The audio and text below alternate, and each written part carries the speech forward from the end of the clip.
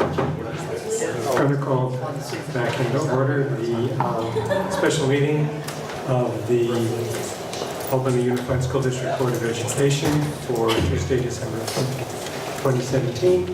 Then we have a roll call. Student Board Member Sawal. Present. Student Board Member Athanayak. Present. Board Member Chitain. Present. Board Member Clark. Here. Board Member Blanchard. Here. Vice President Stapleton Gray. Here. President Black. Here.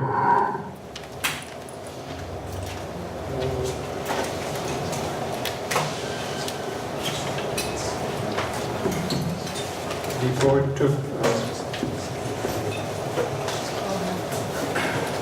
board took no action in closed session. Before we proceed, we need to approve the agenda. Does anyone have any changes to an item on the agenda? Can we have a motion?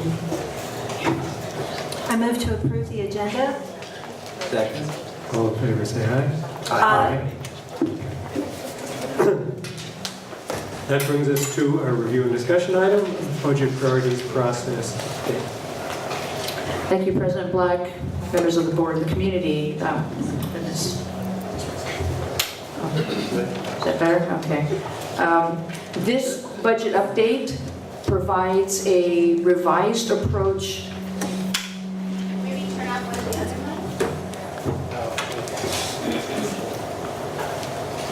ones? Let's try that. So this update provides a revised approach to the budget priorities process, which we believe will create an additional 12 months for solutions to be developed. So this is mainly due to the Legislative Analyst Office's State Budget Fiscal Outlook that was released on November 15th, 2017.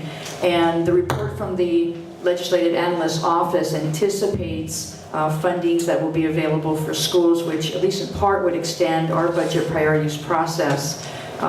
We would still have to make some budget adjustments to reduce the annual shortfall. And our goal in this proposal is to balance revenues with expenditures as we look out to the future, that we do not continue to spend beyond what our revenues are. And so with that, I'm going to turn it over to Alan Gard, our Chief Business Official, who will be making this presentation. Mr. Gard. We're going to ask that Mr. Gard be allowed to go all the way through his presentation before we interrupt him with questions. So I believe that the slides are numbered, is that right? So if you do have questions, make a note of the number of the slide and write down the question. And then we should have plenty of time to get questions and answers after the presentation. Great, thank you. Can everybody hear me? Thanks. So hopefully I can provide some warm news in this cold night. If not warm, then at least good news. So as Superintendent Williams mentioned, the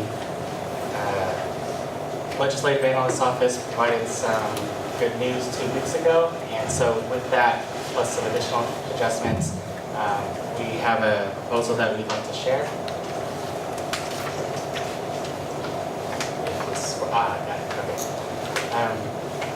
So this revised approach extends our current process by an additional 12 months. And in doing so, we would have this 12 months to align revenues and expenditures to make this into this. We have to eliminate the current budget deficit that we have, and we need to align our revenues and expenditures in order to do so. Mr. Gard, you're going to need to really speak closer to the mic or bring that closer to you, just so the recording can capture. I'm gonna fix it there.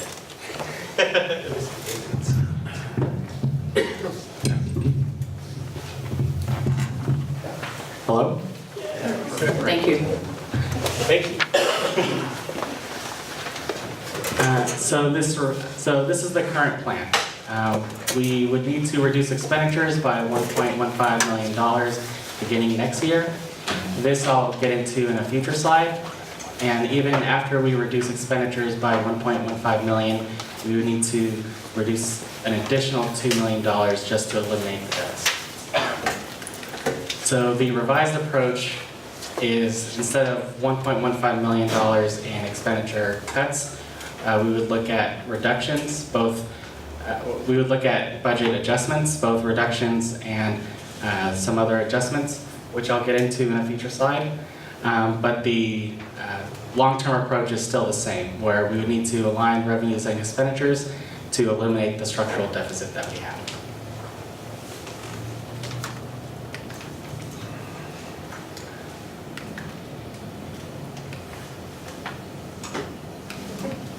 Sorry about that, okay. So why are revenues and expenditures not aligned? It's because in 2014, the state changed how schools are funded.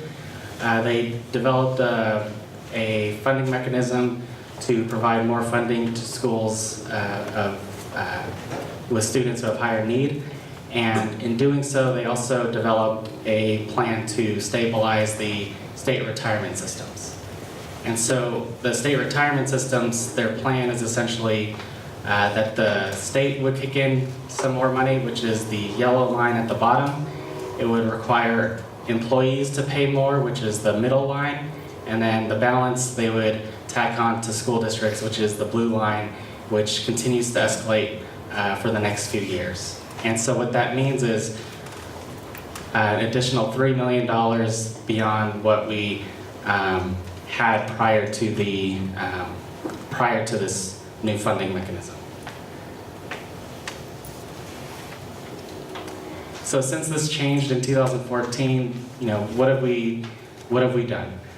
The good thing is that the superintendent and I both started in 2014, so we were able to take a comprehensive review of the budget, and we were able to identify over $600,000 in ongoing reductions to reduce the shortfall.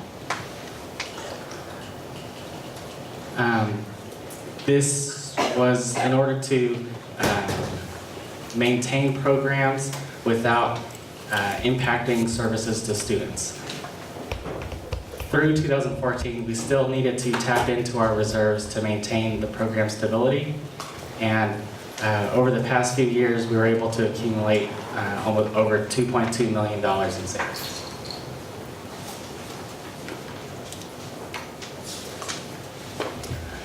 This year, we made additional adjustments to the budget in order to further reduce our ongoing shortfall, and we were able to reduce our shortfall by another $378,000. And that's through both expenditure reductions this year that we've implemented and ongoing revenues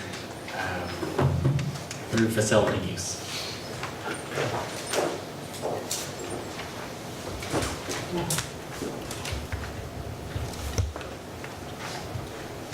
So what else occurred this year? So when we brought this current budget to the board in June, we actually did not meet the state minimum requirements for the budget. The Alameda County Office of Education, they are tasked with providing financial oversight over the school districts in the county, and we were in the same position as many other districts across the state, but also within the county. So what the county did was they needed to figure out which school districts were serious about providing a stable budget for the district, and they had school districts adopt a resolution in order to recognize the deficit and propose a plan in order to stabilize it. So after a couple of board meetings, the board adopted a resolution that we would, at minimum, reduce our ongoing expenses by $1.15 million, and we would maintain that level of a reduction. That reduction just simply allows us to meet the minimum state requirements for our budget. So after September, we were able to then the superintendent and I were able to have meetings with staff, with school site councils, with PTAs, and hold several community meetings in order to really share what our budget situation was. And then 2 weeks ago happened. 2 weeks ago, the Legislative Analyst's Office, which is a a nonpartisan group that advises the state legislature on fiscal and policy items. They released this, which for those in the back of you, it's a little hard to read. It says, substantial funding available for schools in the coming year. Problem solved. Not yet. So even though we were able to make ongoing reductions in 2014 by $600,000, and even though we made additional reductions this year by $378,000, and even with the expected additional revenues from the state, our budget is still not stable. The reason it's not stable is because we're heavily dependent on the state for revenues. And so even though our expenditures are certain, our revenues are very uncertain. That could be a good thing during those times where revenues with the state shoot up. However, in bad times, I forgot to fix that. In bad times, it could get really bad. And so what we have that other school districts don't is a reserve in order to help mitigate some of these ebbs and flows. The challenge is with the volatility with the state, having that balance of providing stability without, without being connected to this story, which is the boy who cried wolf. So what we're doing right now is we are using reserves to provide program stability, and we have a plan in place to help meet the state minimum requirements for the upcoming year. And so it was a lot of information, so I just want to go over the plan again. The plan is essentially proposing several budget adjustments in order to meet the state minimum requirements 6 months from now, and then long-term aligning revenues with expenditures to eliminate the deficit.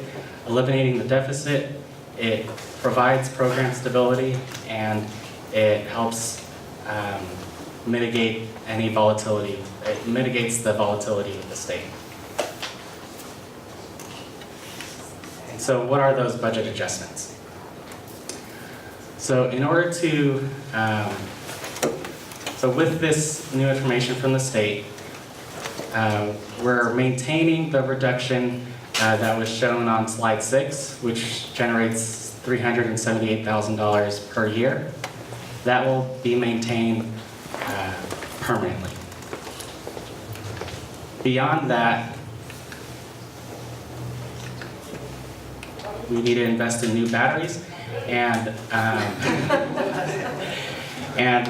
we anticipate this level of additional revenues from the state, which is about $300,000 on average for the next few years. We will have a more firm number when the governor actually releases his proposed budget next month.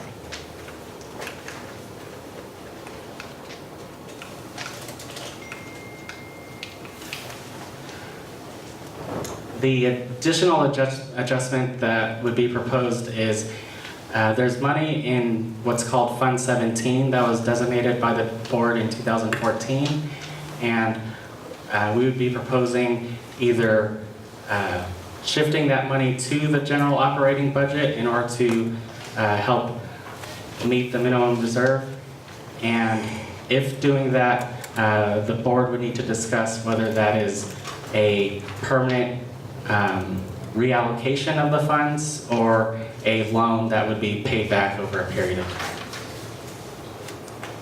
So with these 3 adjustments, this would total over $900,000 in annual shortfall reduction, and so we're still short by about $200,000.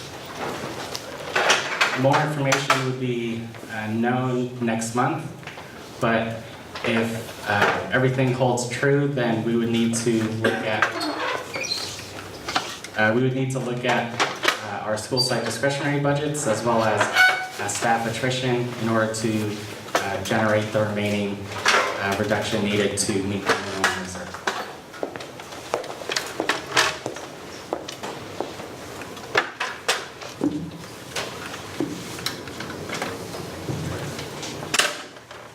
So for the next 12 months, we have a meeting with the budget committee tomorrow, and I'd be meeting with them to discuss reframing the committee to be a budget steering committee. We would then be looking at in detail the budget executive summary. There's handouts that are in the back, as well as it was a document that was published yesterday that really shows the entire budget as well as breaking down different departments and school sites.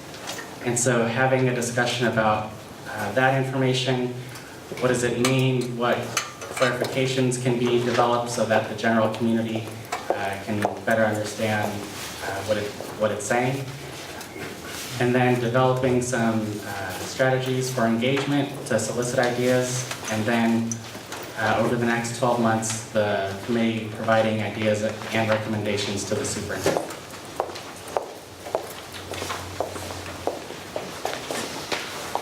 And so, in summary, this plan provides extends our process by 12 months. We would still need to make adjustments long-term to align revenues and expenditures, and the reductions that we've noted would still be in effect. So next week, we will be presenting the first interim financial report. And then at our next board meeting on January 8th, the board would be having a discussion on the 9% reserve policy. The following day, the governor is expected to release the 2018-19 budget proposal. And if the board approves this revised approach, then we're suggesting that the special board meeting scheduled for January 16th would not be needed. The superintendent would then make recommendations in 2019 to help stabilize our budget. And then 7 months from now, I'd be bringing forward a budget for the board to review and take action. That would at the very least meet the minimum reserves. And with that, I'll answer questions. Yeah, let's take board questions first. Do we have any? Russ? So for further explanation, you mentioned Fund 17. That is a fund that the board, prior to my getting on the board, set aside for what purpose? The board set aside Fund 17 for what's called career technical education programs, mainly at the high school. It was designated because when the state changed how schools were funded, they eliminated what was called ROP funding. And the funding that we receive has been extended over several years. So what was originally expected to be eliminated in 2 years is still in place, and we should know more information about whether that's going on at the next governor's budget. But it's for career technical education. So I would flag two major things I see in this. One is we're really confident, or not necessarily confident, we're really hopeful that the state will pass along $300,000 to avoid our being $300,000 out of alignment.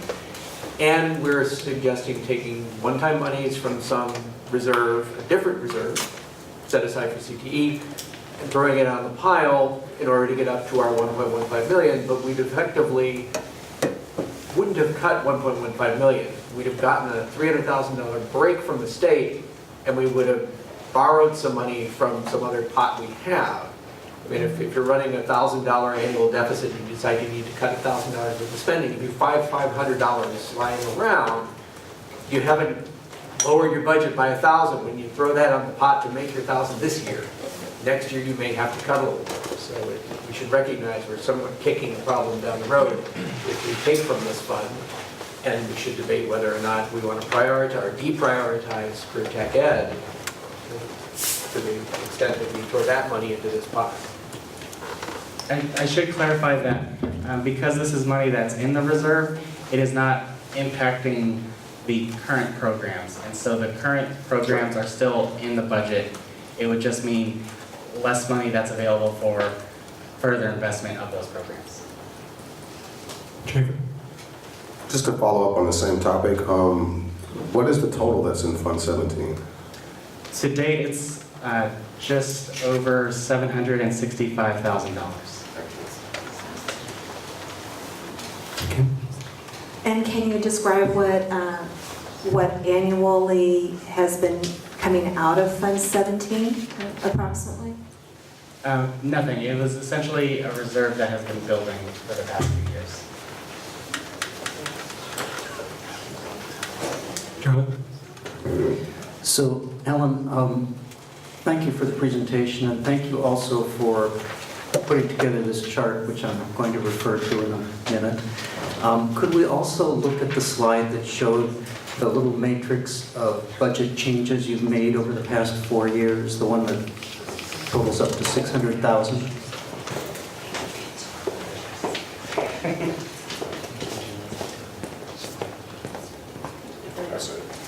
Yeah, there we go.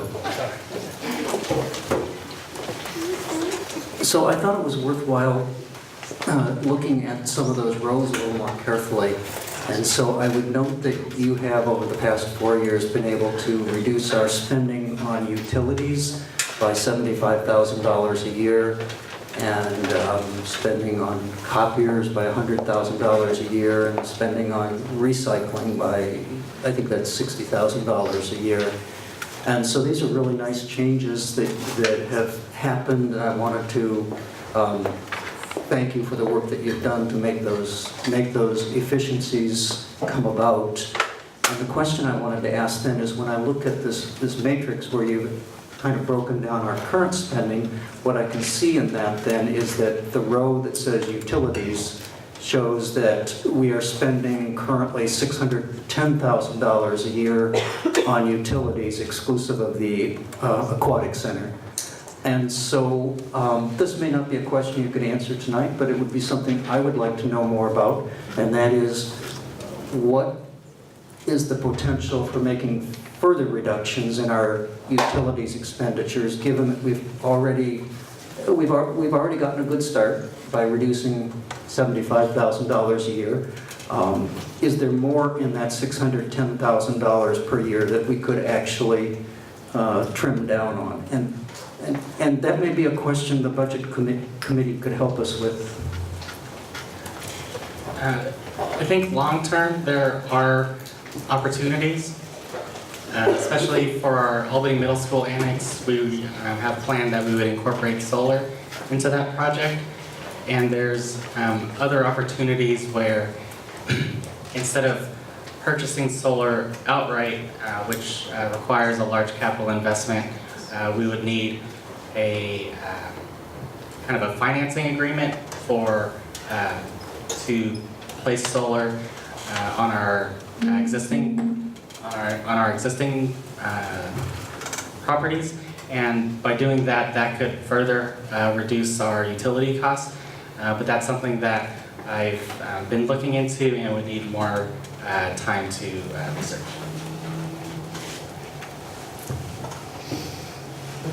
Others? I just had a couple of questions of clarification. Sure. So we will take money out of this Fund 17, which is for CTE classes, is that correct? Correct. And this money is not currently being used by the CTE classes we have in place, such as ROP photography and stuff like that? Correct. You mentioned that it would affect them in the future, is that correct? If we took money out of it? It would mean that we wouldn't have money to make significant investments Okay. to new programs. But we would be able to maintain the current programs that we have, right? Correct. All right, thank you.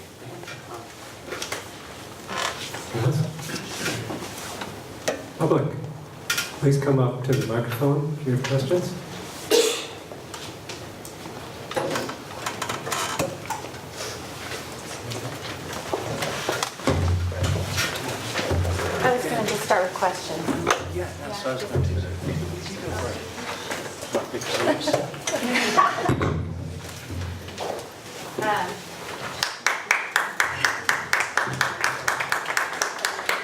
A couple of questions. So, Miriam, could you talk into the mic? yeah, give me a second to get my notes together. So in your list of district support reductions on slide 7, you have district-wide department budgets, 125K. Can you give more detail? Elaborate? Sure.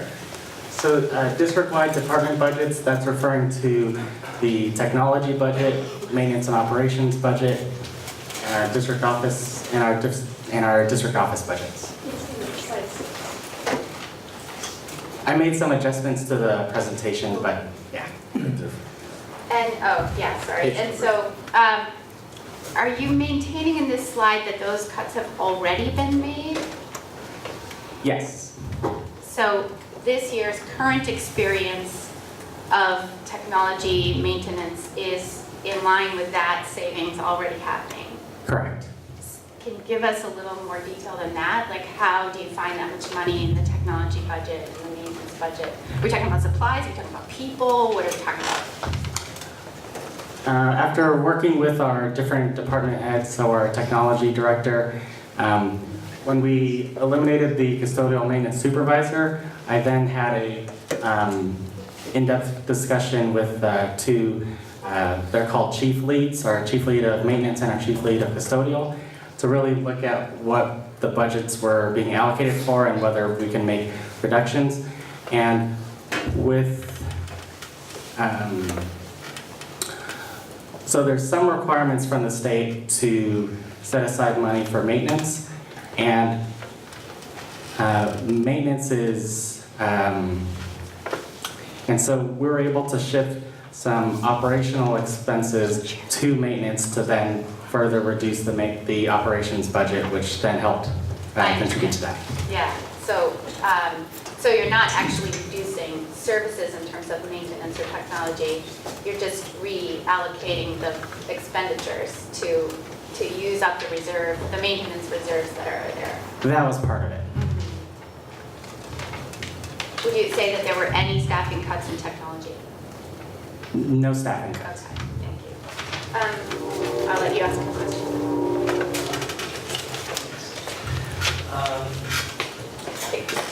So I wanted to, there's a couple of numbers bounced around as far as what exactly is going to need to be cut for, say, 2019, 2020. Would that be the $2 million or an additional 1.15 or what?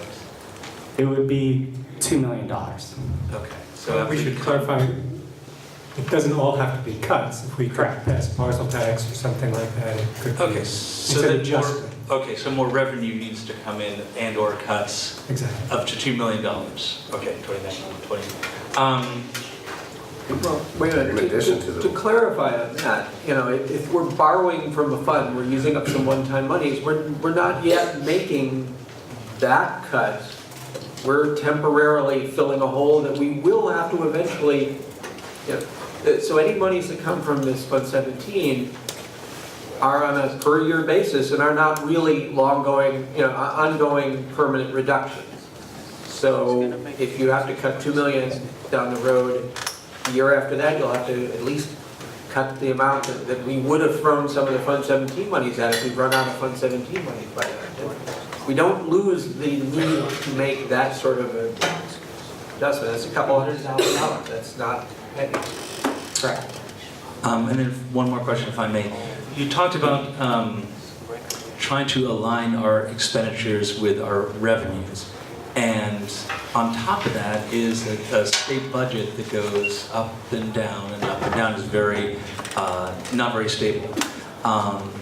So I guess two-part questions. One is, are you expecting that perhaps a reserve would knock that out? If we had a decent reserve, is that sort of the plan? You're thinking that with a high enough reserve, we can weather any storm?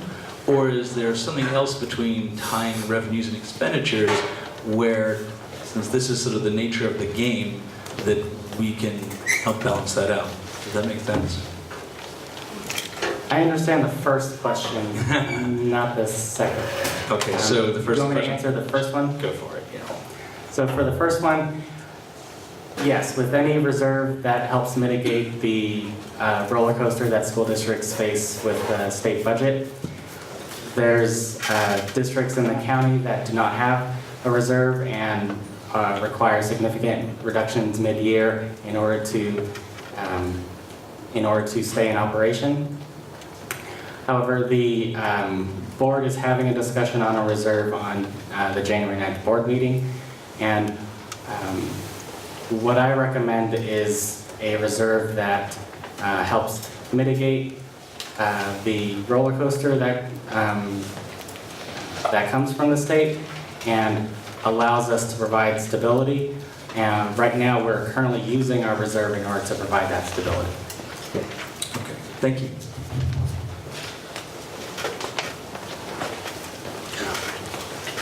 All right, so another technical one.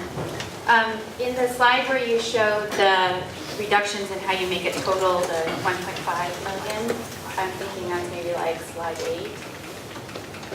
Maybe a little farther, sorry. Because it's not in the packet, that's why I'm There asking. it is. Okay. So the other thing besides Fund 17 that's not really clear is the way the remainder of the 212K happens. So you make this statement that staff attrition from the teachers on special assignment is part of that 212K, but how much of it is it? If we just sorry. eliminated the TSAs, how much of that 212K? Sorry, that note was meant that it's not a part of the 200,000 because it's already been a part of our budget that next year we would not have the Common Core TSAs. Okay, so you have to, so when you say you would address the 212K through site discretionary budgets and staff attrition, you're talking about some other staff attrition besides the TSAs. Correct. So what do you mean there? Because last year we had a lot of different words to describe what was happening last year with positions that were cut. And it was called like a reduction because of lower enrollment and then other things. And is that the kind of attrition you're talking about? Or are you talking about not replacing retiring teachers? Or what do you mean by staff attrition to get the 212K? Well, so this wouldn't focus just on teachers. We would be looking at all staff and whether through attrition we're able to generate savings. So in short, you haven't revealed any program impacts that may be coming from that staff attrition in this plan. This is correct because we're too early in the process to know what next year looks like programmatically. Right, but this is precisely the problem that I tried to point out to you in June of last year, which is that when you wait to find out where the staff attrition sort of happens to be the easiest to get, and then you do that in June, what happens is it's only in June that we're realizing that what we're talking about is extra large English classes and extra large math classes at the high school, or whatever else it might be. And at that point in time, the teachers are already gone, and the program impact can't really be discussed. And in fact, if we hadn't really raised the program impacts in June, I'm not sure it would have really been something people were aware of, because it was just like an invisible process where the master schedule just didn't have people in it, and the budget just had less staff, and it was not, there was no layoff, there's no rate. So I'm just saying that staff attrition is a way in which we don't get a chance as a community to make serious programmatic decisions, and we just sort of allow programs to be changed and switched based on what's easiest to do, based on who retires or what positions are. And so if those staff attritions come from site level decisions, they have programmatic impacts. And I don't see in this plan how that programmatic impact gets discussed, especially if you wait until after the budget process is almost over. That's right. To discuss it. Right, we absolutely heard and seen the challenges that occurred this past year, and that's one of the things that we recognize and are planning to work with the both the middle school principal and the high school principal when we begin the budget process, which would be in January.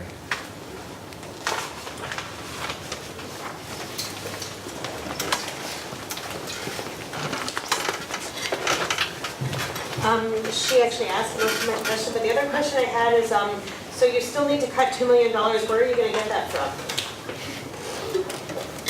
Even if it's a year from now or it's this year, what are the options? That's something that we would need to work much closely with the budget committee on what are the options. The chart that we have on the back provides, there. So that provides that shows all the expenditures that are currently in our operating budget, and at the very top row notes what reductions help our fund balance and our reserve, and which reductions do not help our fund balance and reserve. And so it's a large portion of our budget that we would need to really discuss. So, I'm sorry, this number here, 9.937 million, those are all the things you could possibly cut? No, those are what do not help that's what would not help our reserves if we made reductions to those areas. So it's the 36 million that would help the reserves? Correct. So when are the proposals for the 2 million? Are we gonna have to wait another year to find out what those are?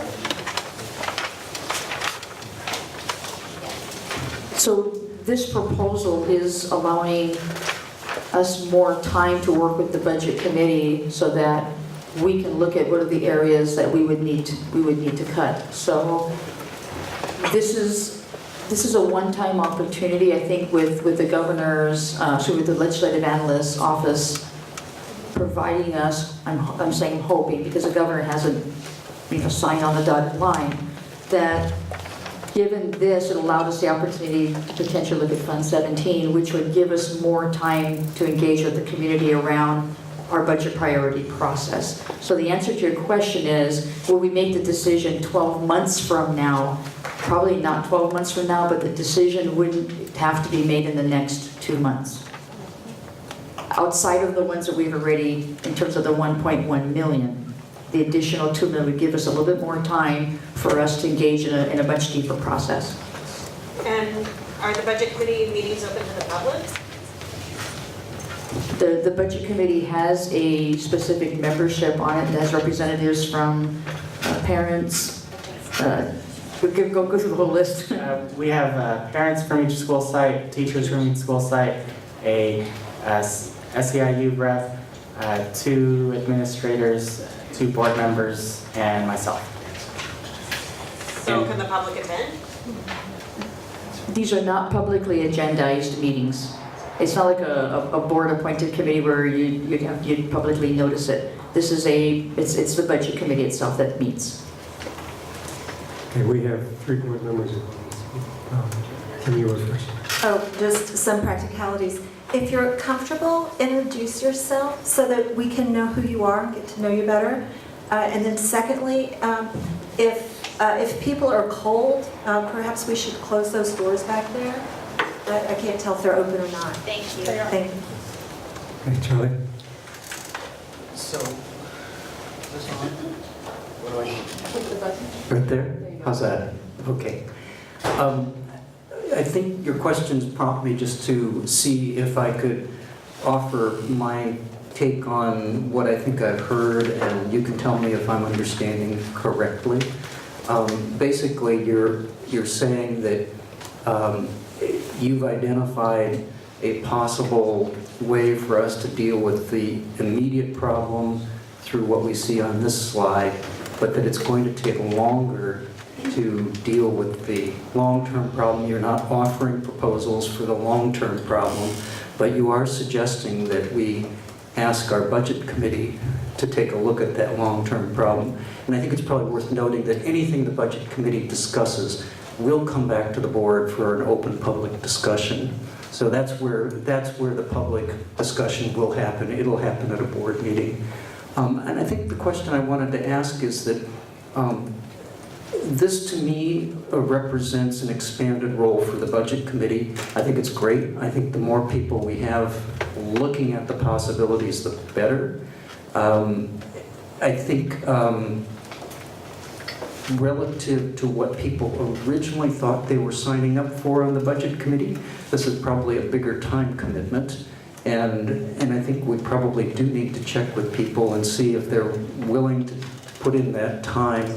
I think it could go on for a while. I think it would be great if people are willing to do that, and I want to appreciate the volunteer energy that I think is going to go into that.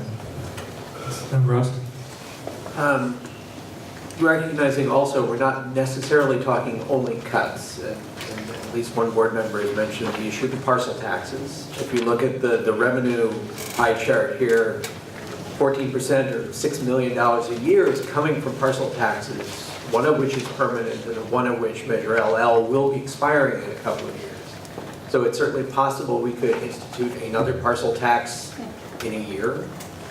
We will absolutely have to deal with the expiration of LL at some point and either replace it or suffer loss of about $1.5 million a year more.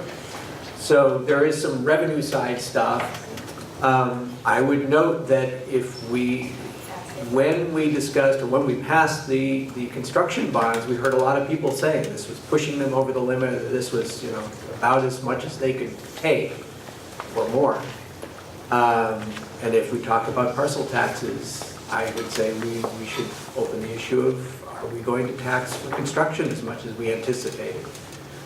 Could we take some of the construction monies and put in solar and reduce our operating budget? There are trade-offs, and those will all be on the table, and you all are welcome to weigh in when we get to that point of the discussion. I actually just want to make You need to come to the mic. I wanted to respond to her comment. I just felt like the board didn't really answer your point of what can you do. And so as a frequent member of committees in the district, they're usually representative. And so I think what Ellen was getting to is there are representatives of each site parent, and you probably need, maybe what the district needs to do is make that more public so that people know who their representatives are, whether it's a parent or a teacher or somebody that you can talk to and get information back from and take to. I think maybe that's what the board might have wanted to say. Good suggestion. Thank you, that's a good idea, and yes, we will do that. Hi, I'm Jessica Frost. I'm Cornell and AMS parent and also a member of the Budget Committee. I wanted to say I'm first of all heartened that there's more time to work on this. One of the problems seemed to be a rushed process and not enough information, so that seemed to be good news. I just had a couple small clarifying questions. The one slide that discussed the savings from the reduction of the Director 3 to the Director 1, was that from 2013? Was that position a Director 1, Director 3 rather, in 2013? Because in the earlier slide, we were talking about when you came on in 2014 and were able to make reductions, and I was wondering if that was a reduction over that time, because I thought that promotion to Director 3 happened quite recently. No, the position for Director 3 has been there. When Mr. Parenti left, what I did was I took the current Director of Student Services, which is a Director 3, laterally moved over to that position, and then when we reposted the position, we reposted as a Director 1 position at a lower salary level. Right, so it was a Director 3 back in 2013? Yes. Oh, okay. At the same salary? The savings? Same salary range, yes. Same round, okay.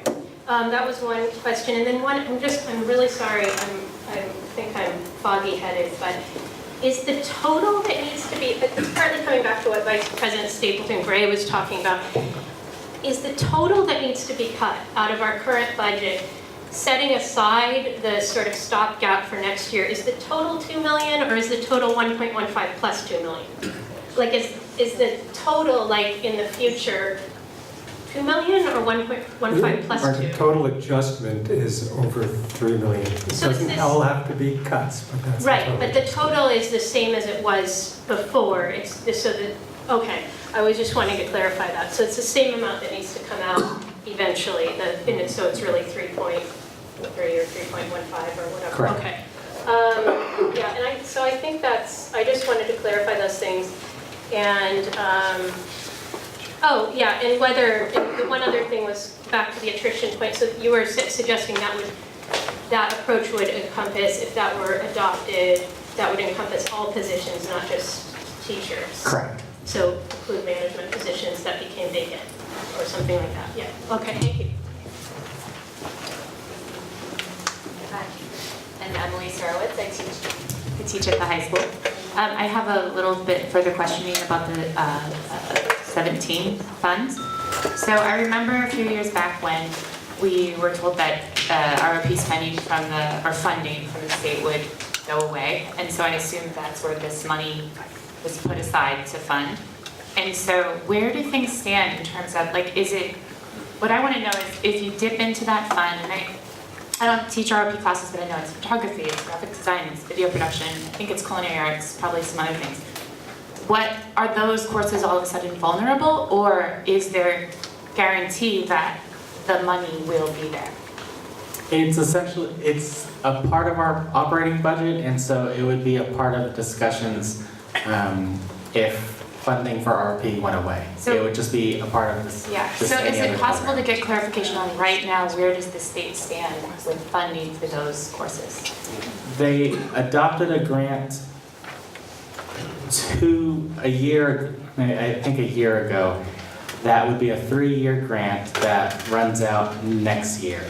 And so we would need to wait until the governor releases his budget next month to see whether he proposes to extend that grant or do something else. So the funding goes, just so I get this right, the funding goes of the grant through next school year. Correct. And then also at the end of next school year, we would have to make these extra cuts in our own district and potentially also swallow those new cuts or cut programs. Yeah. We would need to reduce our shortfall. The budget already shows that we would not have the ROP funding after next year. Okay. So it would the shortfall would not increase if the state decides not to renew the grant. Okay. And then I just have one more question that came to mind from the previous person's questions. So the Director 3, you said in 2013, that was a Director 3 position. And so I know that when Peter Parenti came to the district office, I'm pretty sure a new position was created. So did he come as a Director 3? Did he go from AMS principal to Director 3? Yes, he came as a Director 3. Okay. Thank you.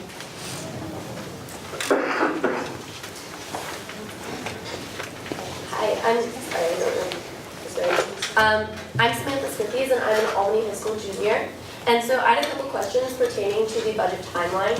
And so the first is talking about the announcement from the Legislative Analyst's Office. How definite is this announcement, and will we definitely have this extra year? And really, what is the plan for suggesting these more, the larger changes that need to be made? And then later, building onto this, the local control funding formula isn't fully implemented until 2020, 2021. And so how is the district going to handle these ongoing changes that are only going to become more severe as we keep going? Rick, I'll let you answer the first one, I'll answer the second one. I'm going to answer both. Okay, you can answer both. So the first one, the Legislative Analyst's Office is projecting that the state would have $5 billion to work with for education.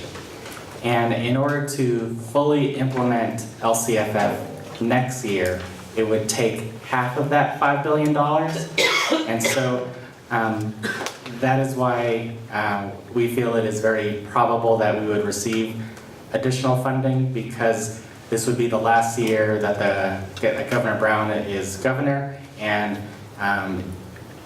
by fully implementing LCFF, it helps lock in the system that he developed. And so if there are other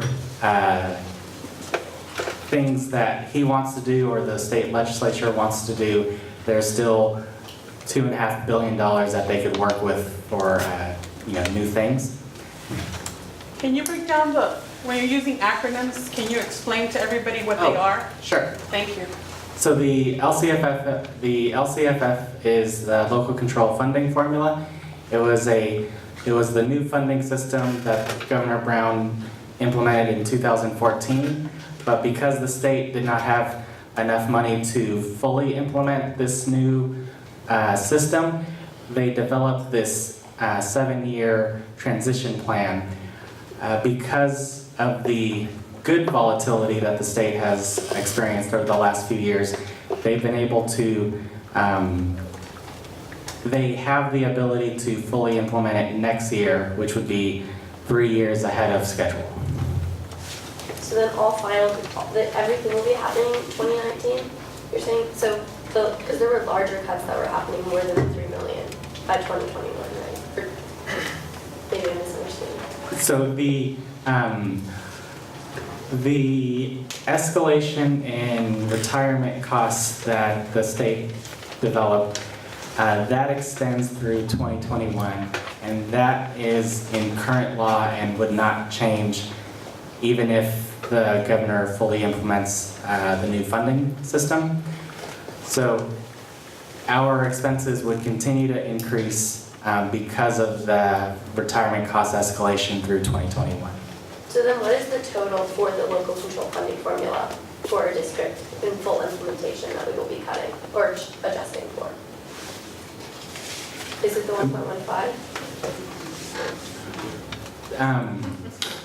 In 2021, once retirement costs are fully implemented and the new funding system is fully implemented, the current projections show that we would have a shortfall of over $3 million for all.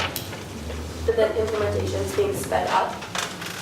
With implementation sped up, it could be an additional, it would reduce the shortfall by about $300,000. And then there's the second part of my question. And I believe the second part of your question is how are we addressing this in terms of long-term solution? So while the governor could fully, and I'm going to put fully fund in quotation marks, the local control funding formula, that LCFF funding is actually back to 2007-8 levels, which is a decade ago. So what I'm working on, and I've been doing this also with Board Member Chutane, is that we are going to advocate at the state level. And we're working with a coalition of schools, as well as districts in Alameda County, to, I'm going to say, hopefully successfully meet with our local legislators as well as our gubernatorial candidates to talk about addressing the long-term shortfall. And then when they talk about fully funding LCFF, that they fully fund it so that school districts can operate without having to go through what we're going through right now. And we're not alone. There are many districts that are in the same place that we are. Some of our neighboring districts are in much more serious places. I believe that even though Albany is small, I think we are mighty.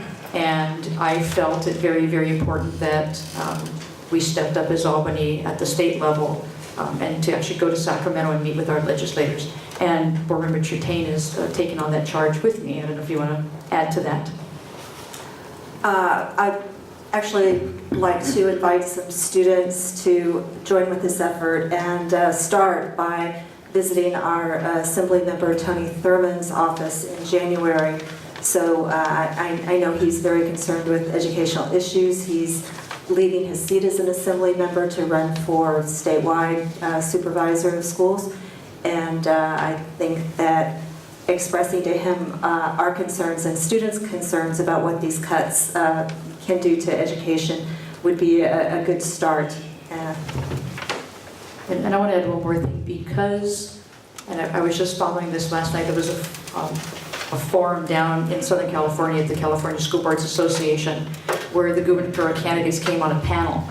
And from my understanding, just kind of reading the news, it's going to be a hotly contended race.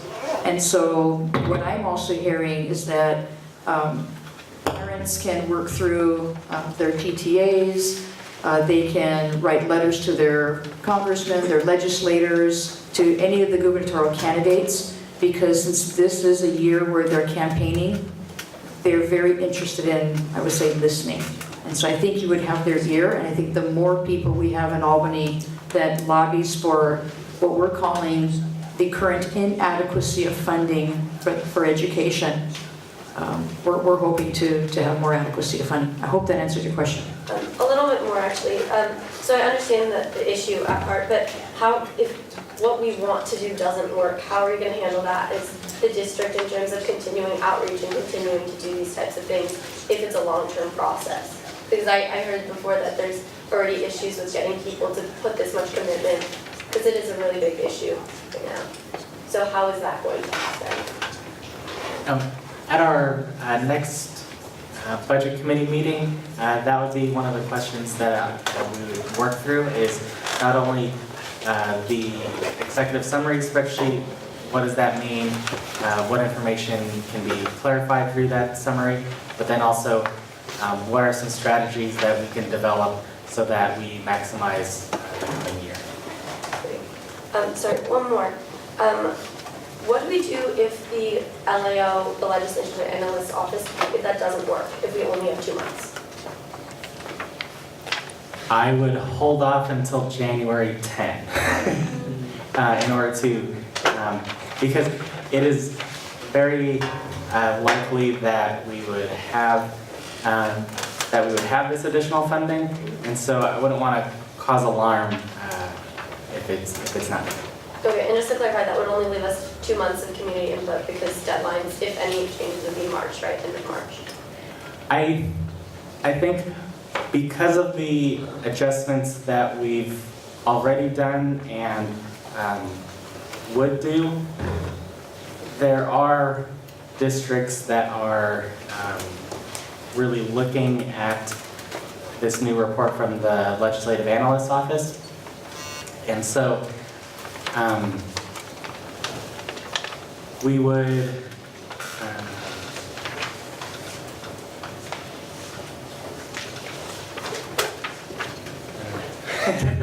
we'd have to, if that, you're talking worst case scenario. Worst case scenario, we don't know what's going to happen. I mean, there could be a sudden downturn in the economy. Worst case scenario, we'll have to react quickly, but we're hoping that that's not going to happen. I mean, a worst case scenario, if we hit it, could involve us going to the county and saying, I don't think we can make those cuts this fast, et cetera, but here's how we're going to ensure that we don't go below 3%, which is their real concern. We say we'll make $800,000 cuts in this year, and we'll cut deeper next year. They need assurances from us that we can meet that. That's the one sort of external driver on this, and exactly how cuts happen. I understand wanting to be optimistic that the state will come through, et cetera. It seems like the best bet right now, but there are ways to react to unforeseen circumstances.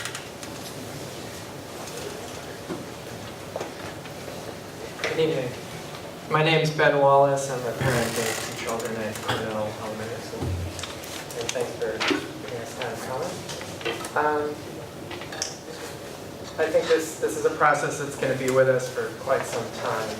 And at this stage in the process, I'm primarily concerned about transparency and just getting adequate information out so that, because I think that's going to foster goodwill and a sense of everybody working together to have an optimal outcome. And so I was gratified. I learned about this at the town hall. I was gratified to see the recent budget information come out that's much more comprehensive. And I'm also glad that the committee exists. But I wanted to make some comments about the committee, going back to that issue. I feel that I would recommend that it's a committee that actually the board adopts.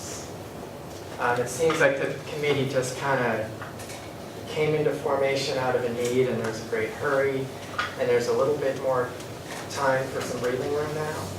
And if this is a committee that's actually dealing with an incredibly consequential issue that's going to be with us for quite some time, probably longer than we expect, because these things never settle out easily. And it sounds like the scope of the committee's increased, and the responsibility of the people who have been recruited, you know, they're going to be facing more work and whatnot.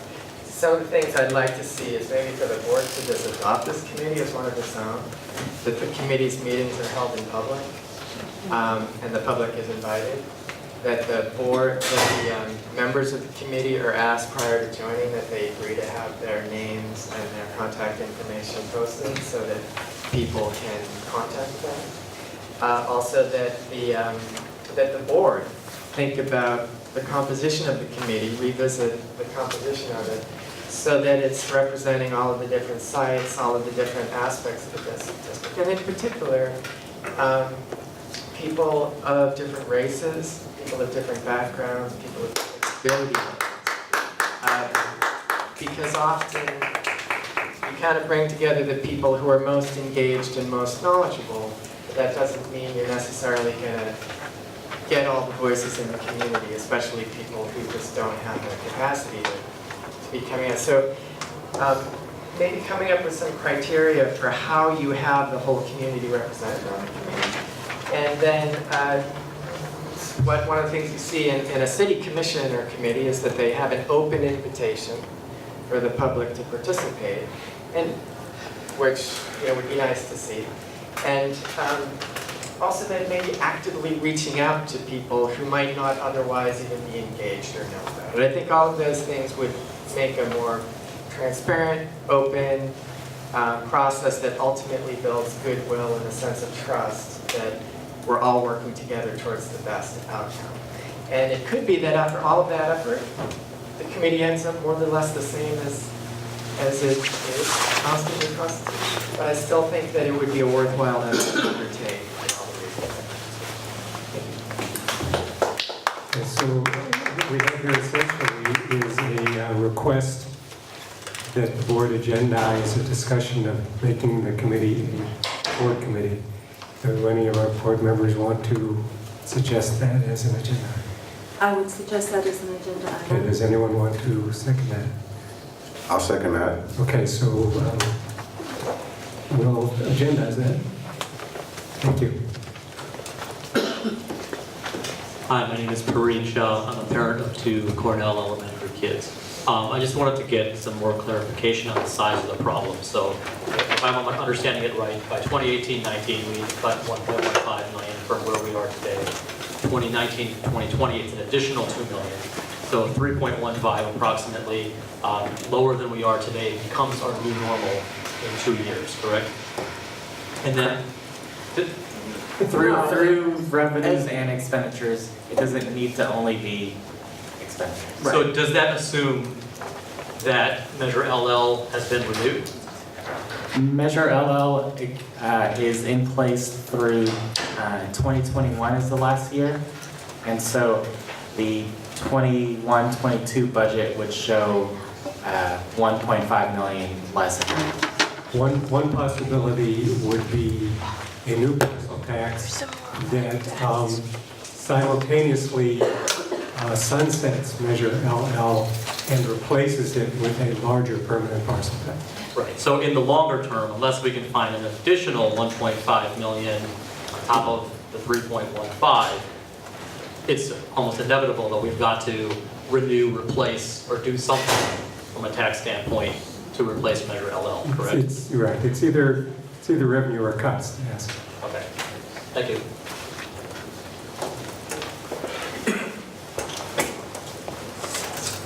My name is Andrew. I'm a parent at Moraine. I had a question about how is the reserve fully funded amount determined, and whether or not the district has any say over what's included in that estimate. The state requires that a school district our size maintain a 3% reserve level. That 3% reserve level is in place to ensure that funding is available for unforeseen circumstances. So I feel like maybe I didn't say my question correctly. So what I'm trying to say is fully funded, 100%, there's an amount, right? X number of dollars. And then the 3% is calculated based on that. So what I'm saying is, how is the 100% number You mean the determined? budget? How do we determine what the No, the total reserve, size of the budget of is? the reserve. If the reserve is just a savings account. Yes, how do you determine how much you need to reach fully Well, it's funded? 3% of the total budget, is Okay. what this state requires. There are various bodies that recommend larger reserves. We've been operating with a reserve larger than 3%. If we only had a 3% reserve now, we couldn't have 12 months to talk about this. We'd be making cuts today. Charlie? Yeah, I think I want to take a shot at that too. I think the answer, if I understand the question right, is that we're required to maintain a reserve equal to 3% of our expenditures. So sometimes expenditures and revenues are different. That's why we're having this conversation. But the reserve is based on expenditures.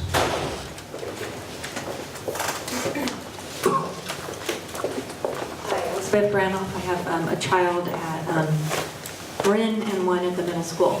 But I just wanted to clarify the reserve. So, and I'm sorry I missed the very beginning, but can we have a reserve more than the 3%? We have a reserve sizably. But, and larger. moving forward, can we also? Yes. Okay. Well, what is the status of the reserve cap? Reserve capped at 10% now. It's low. The state says we can have up to 10%. The board passed a resolution a couple of years ago that we would maintain a 9% reserve.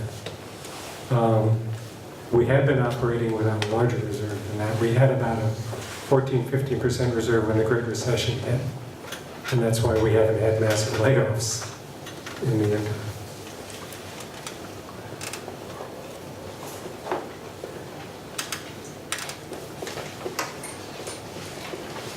As this budget committee starts to meet, and I second the idea that it's made more public and more representative of our community, will you be sharing, or the budget, what some of the other innovative things that other school districts and schools are doing to address the shortfall? Yes. It's also worth noting that not all districts have shortfalls. LCFF was the change from where it had been to where it is now has been pretty dramatically different across the districts, and there are some folks looking to get changes made in Sacramento because we and a whole bunch of other districts are at the sort of short end of the stick. Districts that have high concentrations of English language learners, low socioeconomic, et cetera, get an additional bonus, what's it called? It's a supplemental concentration. Supplemental concentration grants. So they're receiving more monies. And then we had, prior to LCFF, I think we were the one district in the state that was getting compensation for UC. Because UC Village has students and et cetera, there was a special, essentially an earmark for Albany that disappeared when the LCFF happened. Correct. So we find ourselves with LCFF being one of the underpaid districts relative to a lot of factors compared to the average district. I don't know if we have that table handy, but there is a very interesting table of about 60, 70 districts, and Albany's way down there near the bottom in terms of per pupil funding from the state.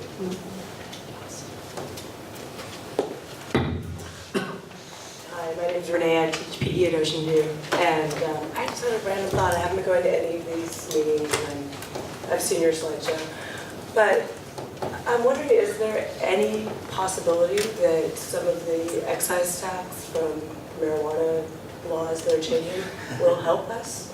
I mean, it seems like it's helped Colorado, Washington, Oregon. I've not done zero. I'm bringing it up. That's a great idea. I don't know that the state is interested. That could only help if the state uses that funding and creates a specific grant for school districts.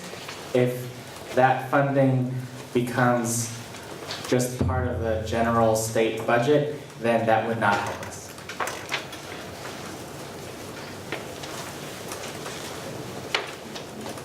Hello, my name is Olga Miranda, and I have two 7th and 8th grader at AMS. I think the process of this, and this conversation started several months ago, it didn't just happen 2 weeks ago, has been the lack of transparency. And I want to thank the gentleman who spoke earlier for his comments, because that's been the most infuriating process. As Albany, and we're saying we all have to cinch our belt, there's budget cuts that are going to be made. You know, in our household, if we know there's something we can't afford, we wait to save for it. But last week, we just handed out a raise to our superintendent, which you absolutely deserve, but you're asking everybody else to make these cuts. And then the week before that, the month before that, I saw administrators who were giving back thousands of dollars back for their raises just to be able to get health care. I've seen teachers that have taken a lot of hits to be able to sustain their own families in this very costly and expensive Northern California, just to be able to stay afloat. And I think that it's unfair that, yes, we have a lot more window of time, but I want to remind all of the school board members here that it wasn't just $3 million. You hit that mark, Mr. Black. You were the one who said we need to be able to cut $3 million. The letter, and I would appreciate if somebody could produce that letter that the county sent to us, of what the recommendations were.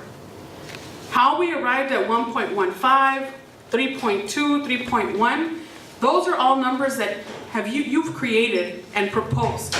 And I appreciate the work that you do, Alan.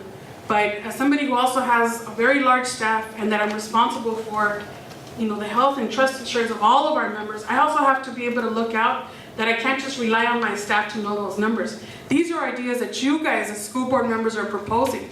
And these budgets and the proposals and how our children will be affected by it, especially in special ed, ELD, our district is not thinking of ways looking to the future and also finding ways. Do we invite children from other districts so that we can get funding in the district? We've been so in a bubble that we've been so adamant about. We've hired detectives to go knock on people's doors to make sure they're district people. Why not think out of the box a little and give us some real proposals? But right now, last week I was just infuriated that several of the board members approved, you know, a salary increase when you're telling all of us you're going to have to deal with these cuts. And it's embarrassing that you're not doing your fiduciary obligation to our children, to our district. I can't just accept the numbers that you're going to give us when this is the first time, and I've missed only 2 meetings since the school year started, only 2 meetings. And since that conversation started that the county sent you a letter and that the state sent the county that letter, this is the first time I ever see some real numbers. But yet, have not seen any real proposals from any one of our school board members. And I find that to be the only one that I've heard, you know, Jacob, has probably been you about the lack of information. And I appreciate you being that voice. Our 2 students, you know, they're students and they're very knowledgeable. But on this issue, they're going to be graduating soon. And a lot of people's kids are going to be graduating out on when these will take effect and how our children will be directly impacted. What I want is not just transparency. And I've told this to a lot of you. Show me the money. Show me where it's all going. Because not renting out as many copy machines, not hiring a District 3 versus a District 1. What I want is more transparency. And I deserve that. I'm a homeowner. We've been asked numerous times to bail out and to vote for this and this parcel tax and that it'll go to that. And we have not seen the real reality of how our children, I will pay the taxes. I don't have a problem with it, and we have. But when I'm asked that pay more in taxes and in exchange your child will get a good education, that's the problem that I have issue with right now. And I'm not seeing that. And I can't believe more people aren't furious about this. But if somebody said something about a bet you'd like to make, Mr. Stapleton Gray. I don't like to bet. In our household, if we budget it, and if there isn't the money for it, then we don't mess with it. At the end of the day, you have to have a plan B. And we've been given some semblance of time, additional time. Let's have a real plan of action. Let's really put together a very good, thorough proposal that we can give to the community. But these town hall meetings have not been town hall meetings, because there's a lot of information that's been missing. Thank you.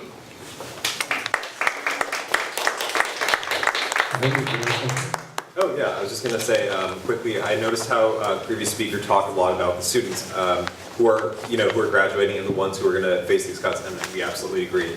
As student board representatives, we've been looking into that. We've held multiple forums, just because we do realize, yes, we will be graduating, and these cuts most likely won't affect us as drastically as it will for students in the future.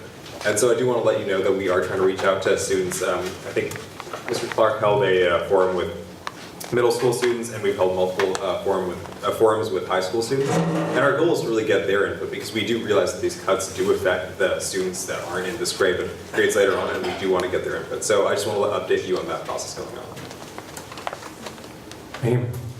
I just wanted to add a little bit of information. It's been, I definitely agree with the previous speaker after Navin. It's been a little bit frustrating because we have students and concerned community members show up to these meetings, and there's only so much information Navin and I and Mr. Clark can provide, because we don't have as much, this extensive knowledge that you have.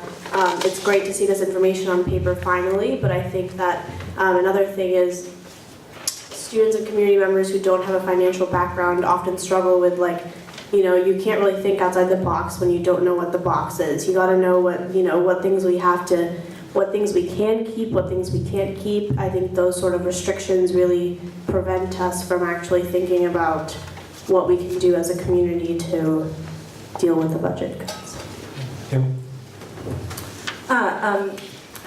The budget is difficult, and the budget is constantly changing.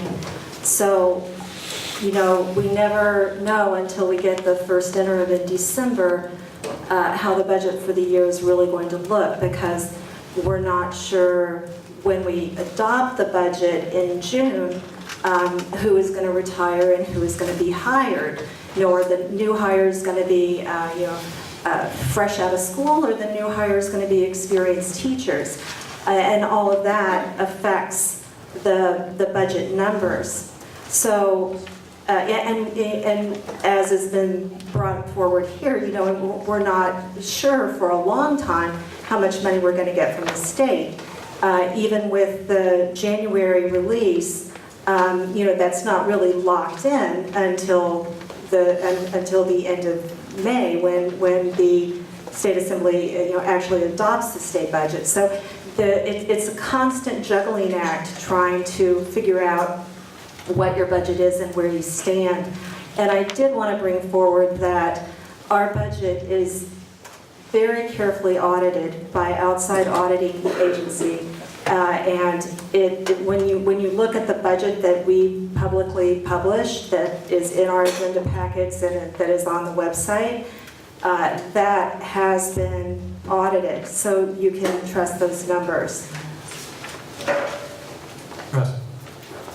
And sort of in defense of the budget, et cetera, there's not magic here.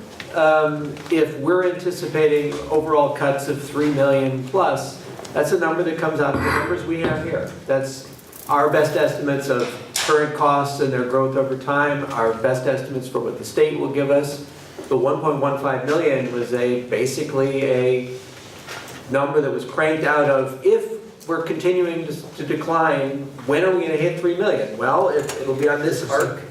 If we're going to maintain a 3% budget, we will have to have cut this much, unless we tell the state, well, we're going to actually cut a lot more now and less later, or none now and a lot more later. But these numbers are coming out of reasonably hard past factual numbers and reasonably good estimates of future numbers.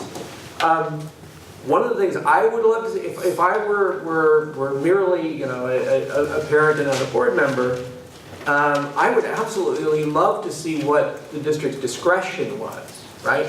So we know that say, the teacher's contract requires that they be no more than X students in a class at say, the elementaries, or no more than X contacts per day.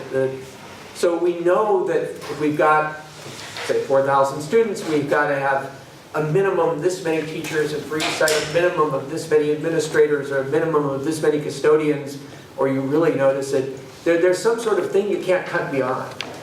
We haven't done that back in the 80s, I think. They would do that as zero-based budgeting, and then you could say, well, let's add some more teachers. We really don't want to have a class size of 28.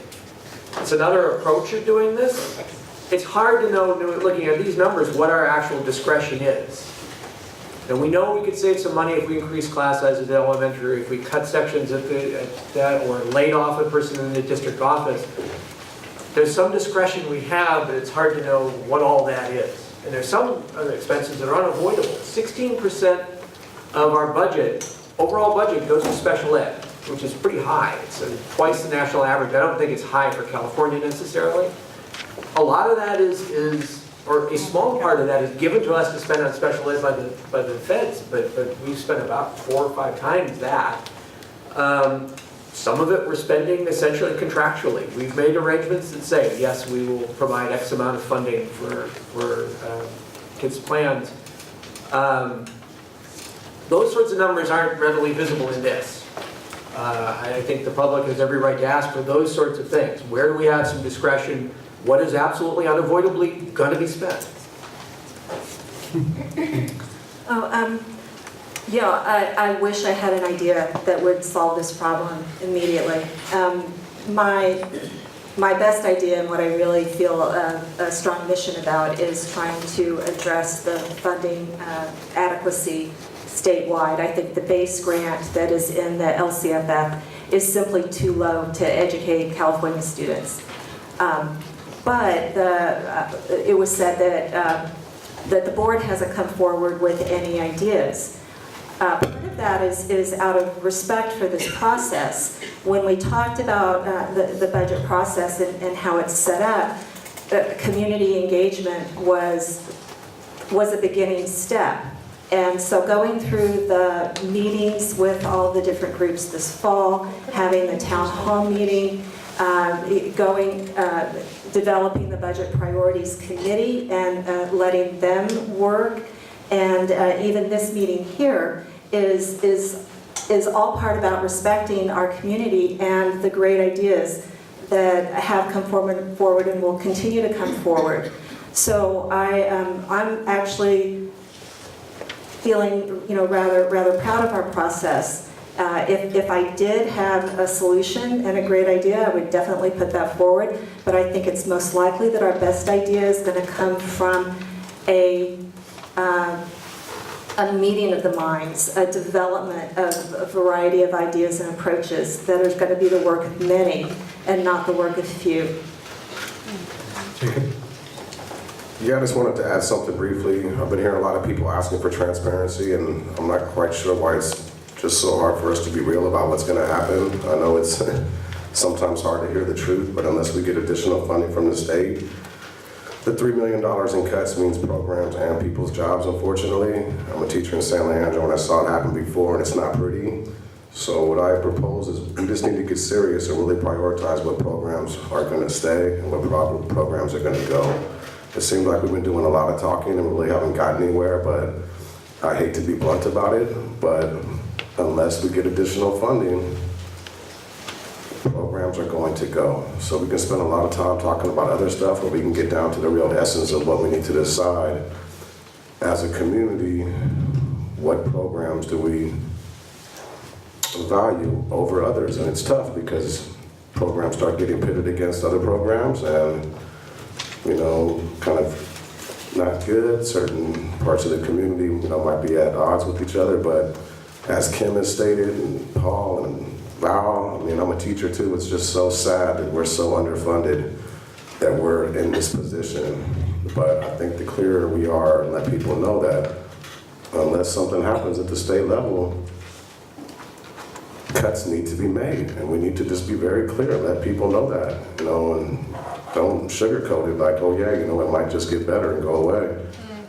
There's only so many options, so I know they're tough decisions, but I'm on the budget committee and I want people's input too, but it's pretty obvious that at a certain point we're gonna have to decide what we value and prioritize. I just want to piggyback on Olga and Board Member Clark. Alan, I think that what you should do, I know I'm not your boss, but what you should do is like plan A, these proposals, if everything goes well, this is what it looks like and this is what we would have to do or nothing to do, the minimal. Then B, in between. So if we have to do, whatever the set number amount is, more cuts if we don't get the funding, and then see what the student said. Worst case scenario, no funding, no extra dollars or anything. That's what you need to do. A, B, C. I'm sure the amount, again, sorry to put you on blast, that you're getting paid, you'll find time to do it.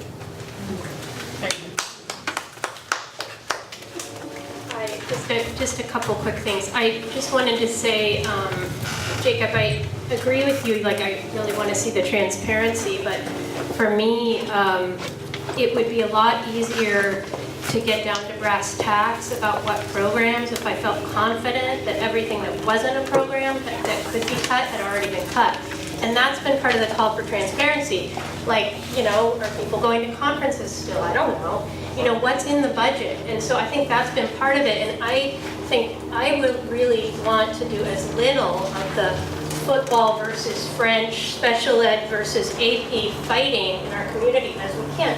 I realize some of it might come down to that, but I would like to see everything considered first, like whether it's possible to have office closures once a month, I don't know, whatever, like that we've considered everything. Maybe it's not, but I want to see that we've done that first before we get into this sort of divisive stuff that often are false divisions, anyway, because everybody's kind of interconnected in the community.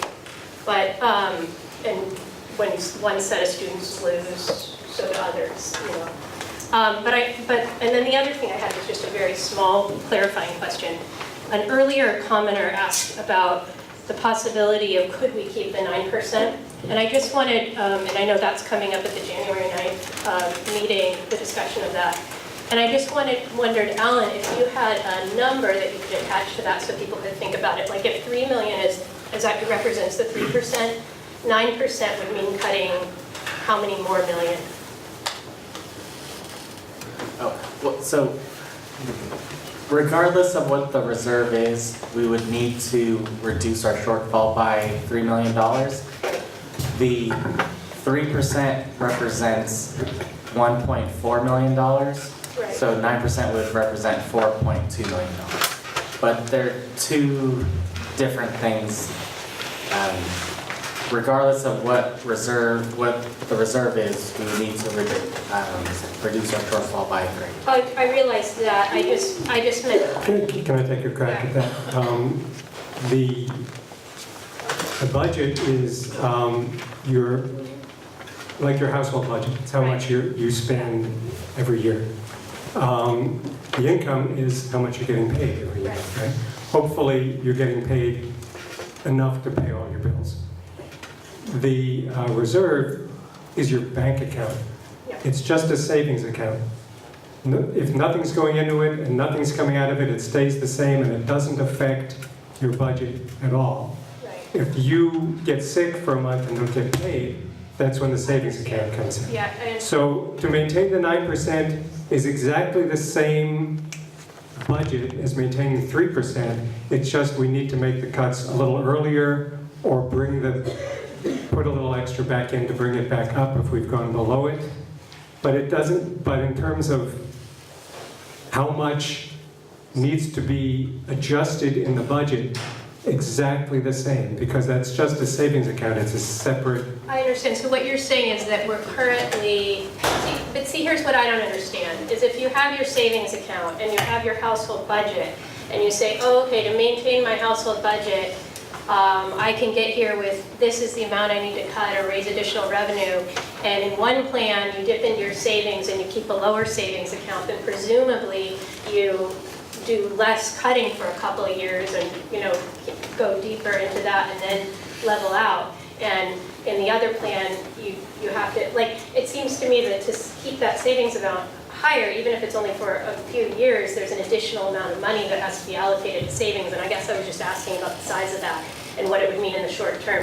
It would be something worth having before that January 9th meeting so people understand, would that be, like, because, like this has been at an much earlier presentation, there were different amounts of money associated with the different reserve levels. Charlie? Yeah, I think I understand the question. So I think what the committee might want to do is look at some of the various budget presentations over the past 6 months or so. Because in June, we had the adopted budget, and then this fall, we had the actuals, the closing of last year, which then showed going forward. And if I remember the numbers correctly, and you can help me, you can correct me on this, Alan, if I remember them correctly, we are burning through our reserves at a pretty rapid rate, so that this year we might be at something like an 11% reserve, but by next year it will be 6%. And the year after that will be a little below 3%. And that's the crux of the problem, is that third year out, we're below the mandated 3% reserve. The year after that will be below 0, if that's possible. Right. So it's a question of how fast we're burning through the reserves. No, I understand that. It seemed to be presented earlier that if you were willing to burn down to 3, that's one level of immediate cuts versus if you're trying to stay at 9. Because what you're saying is, oh, you're going to 6, as if that's already been decided. Doesn't that depend It's not on- a decision, it's a projection. Right, And I know budget projections always have error bars on them, but I want to put in a plug for the accuracy of Alan's projections. I think we are way ahead of where I remember our district being a number of years ago, when we couldn't count on the numbers. So in my 3 years on the board, Alan, I think the budgets that you prepared for us in June, when we look at them a year later, out of a $45 million budget, we are within 20, 30,000, 40,000 of where you said we would be. So I think that's the good news, that the budget projections are as good as they can get. I know, I understand that. I guess I was saying that it's hard for me to understand how you could have the exact same size savings account, 3% or 9%, without somehow taking extra money out of somewhere to make the savings account bigger. Like, that's not how, like with this household budget analogy, it's not how it works in my house. Like, I have to spend less or earn more in order for that to be 9% instead of 3. Well, the good news is we started at 15. Yes. So it's been coming down over the years. So the question is, in order to stabilize it, we need to make these budget adjustments. I understand it. The sooner we make the adjustments, the higher the level it stabilizes at. You're absolutely right. If we went down to 3 before we stabilized it and we wanted 9, we would need to put money back in. So that would mean taking a little money out of the general budget, put back in within reserve. But other than that, the reserve has been maintaining programs by being spent. But once it's spent, it doesn't go back up unless we put money back. Okay, yeah, it'd just be helpful to have like the specific numbers for the January 9th meeting. Yeah, I think that's a great request, and I think it can be provided, because we've seen them in the adopted budget, and we saw them again this past fall when we looked at the closing for last year. So these come up several times in the course of the adopted budget and the interim budgets, and so I think if that's a piece of information that would be helpful to the committee, I'm sure that Alan could get it to you. Check it. Yeah, I just wanted to respond to what you were saying at the beginning, as far as I'm definitely not trying to pit anybody against anybody. I'm just worried from what I've seen happen in the last 4 months. I've really seen not much get done. So I'm worried if we're talking about pushing this off to a year, I don't want to be here again next November, still without decisions on where we want the money to be cut from. So if I made it sound that way, it definitely didn't mean to sound that way. It's just eventually we're going to have to make decisions, So just because we have an extra year, I'm recommending we don't wait 10, 11 months to start making decisions.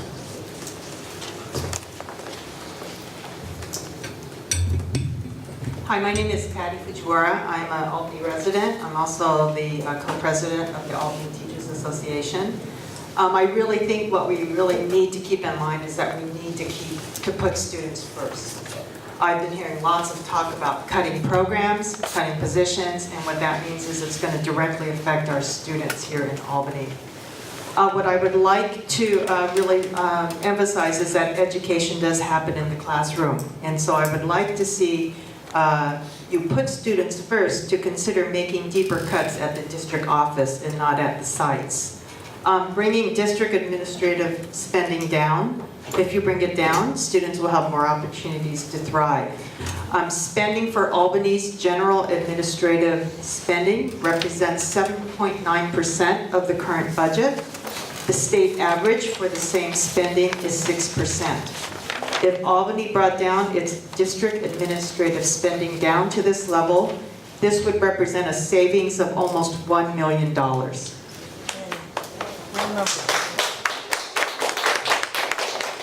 This would eliminate the need to make program cuts, these very divisive, very serious program cuts that are going to affect our students at the site level. So I really urge you to make sure that when you are considering this budget, that you put students first when you're considering it. Thank you.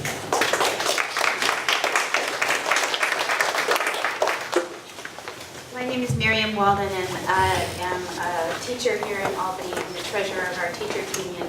And I want to echo that the teachers are united in that we believe that the budgeting process should put students first. I think that you just said several things in your discussion of what you've learned from this budget process this year, which I would hope you would notice how contradictory they are. On the one hand, you talked about how important it is to make the cuts sooner in order to preserve the reserve for the future. And on the other hand, what's basically happening tonight, if you accept this plan, is that we are not discussing the specific ideas that were put forward in the budget process this year. We're not looking at numbers for them. And so we are not discussing the positions that the community and the teachers have identified could be cut at the district level. And you have ditched several opportunities to do those positions already. And so what is happening is that suggestions that have been made that would put students first are not being considered tonight. And I think that it's lovely that we are now putting so much trust in the budget committee, which I was there for its first meeting, and the nicest thing I could possibly say, I don't know, there isn't a nice thing, I forgot what it was. There are ideas in that collection of data that Alan sort of dumped on us without any numbers, that if we saw the numbers, we'd be able to consider.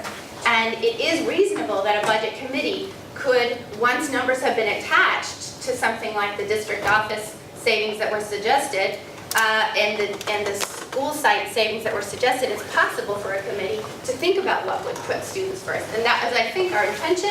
But now we are here at this meeting. We were told at that meeting that there would be numbers associated with things by tonight. And now what we're looking at is no list and no numbers, and going forward to that. And so what happens is that what Jacob is saying is really true. In the end, if cuts are not made at the district office, if revenue isn't really discussed, and I'll get to that in a second, then in the end, you do have to make cuts to teachers and staff at the site level. And even though all of that budget looks discretionary at some level, it's not. Because you can't stop teaching writing, and you can't stop teaching math, and you can't stop teaching graduation requirements, and you can't just eliminate 5th grade. You still have to do those things. So inevitably, there are two options when you get to the site level. And this is the part we have to be really honest about. There are two options. You can eliminate enrichment and elective programs, or you can increase class sizes. After you've cut the district office, and after you've cut the discretionary spending, and after we finally start talking about what we could save by cutting everyone going to conferences, and after we start looking at that low-hanging fruit, which has not even been explored yet, then that's where you're at. And that's why we should be talking about that now instead of later.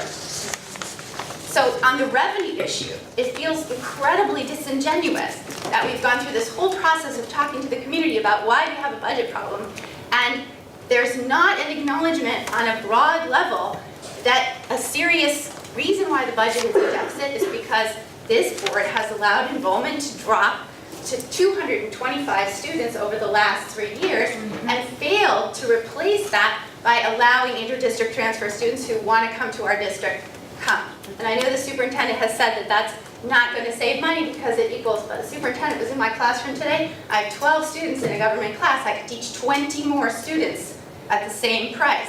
What we're not doing is we're not maximizing enrollment at the levels we have, and we're not using the infrastructure that we have.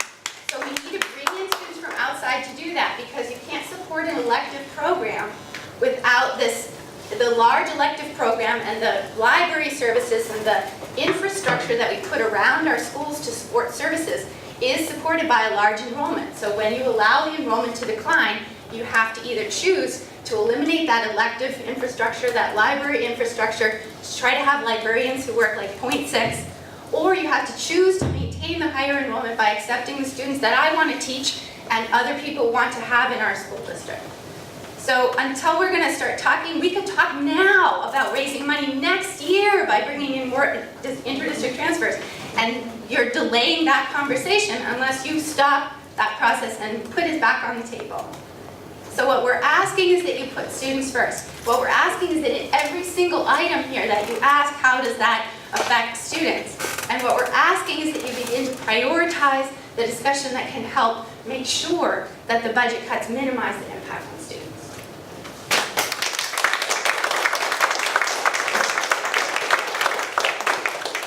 My name is Edwin Park. I have 2 kids, Bryn on the 3rd, starting kindergarten in the school district in the fall. So I just want to ask that the committee include a full comprehensive array of revenue options, tax options. It's not an all or nothing where it's 100% has to be spending cuts, or we can tax our way out of the deficit 100%. It could be 10% taxes, 90% spending cuts, 90% taxes, 10% spending cuts. So there's a lot of talk about various options to cut spending, but I want to see on the same side on the other side of the ledger, a comprehensive list of revenue options. And I think we have passed partial taxes, we have passed the bonds, but I think voters looking at a balanced mix of spending cuts and tax increases could definitely support that kind of plan. So I think there's a lot of talk of spending, but I feel like there's not enough talk about all the different types of revenue options. It could be a mild parcel tax increase, it could be a substantial parcel tax increase, and it could be focus grouped and polled to figure out what the right number can be. But I think it's absolutely critical that all the revenue options be considered on the tax side, not just the spending options. I just had a couple questions for Alan regarding user transfers. So I don't expect you to have the numbers right now, but if you get it back to me, that'd be great. How much do we spend per student now versus how much would we get federal funding per student if we let inter-district transfer students in? Those are some numbers I'm curious about, because I could see this potentially, while it would be increasing the cost in general to house more students, it also would bring in federal funding that could help the school. So I'm just really curious about those numbers. We receive about just over $8,000 per student from the state. That's in students from out of district, or any student? That's any student. What we don't get from inter-district transfers is their families are not paying property tax to Albany, so we're not getting the partial tax or the property tax. Gotcha. Thank you. Just to point out a few things about inter-district transfer students. Once we accept an inter-district transfer student, they are with us until they graduate. And so that's great. When they come here, we accept them. They're ours till they walk across that platform. And as long as inter-district transfers can come in to a program without triggering new teacher hires, then you're saving money. But as soon as your inter-district enrollment increases to the point that you're triggering new teacher hires, then you're back down to the level that you were. As students move in and out of the district, and especially at the elementary level, we have a very changeable enrollment. We never know how many fourth graders we're going to get, how many first graders we're going to get. If you accept a large number of inter-district transfers early in their school career, you could be triggering teacher hires in future years that you cannot predict. So it is something that the district has done. I think it's something that the district considers every year as we see how our enrollment looks. And also before, Val, I see you want to speak, but I also want to point out that there has been proposed a plan for housing all of our students and educating them in Albany as we go forward with our building program. And part of that is dependent on us having the classroom capacity that we have now. So if we're going to put an elementary school under construction, we're going to have to find a place for those students, and that depends on our enrollment being approximately what it is now, not higher. Otherwise, we'll have to look out of district to rent a school or to build a temporary school. Both of those are extremely expensive options. And personally, I wouldn't want to put a commute onto my young child's education because there's not any schools that are available for rental that are in the near area right now because we looked into that. So these are all things that have to be kept in mind when you think about these possible options. Actually, you made the comments I was going to make. I was also going to say that we did open up some of our grade levels to inter-district transfers this year because there were some areas that we knew that we could bring some of those transfers in. And we will continue to look at our inter-district transfer policy to see where we can add more kids if needed, given all the things you just said. Charlie. So, this is a good slide to have up here because I wanted to comment on the question about administrative support. I think you've already given us a good start here by the adjustments you have on this slide.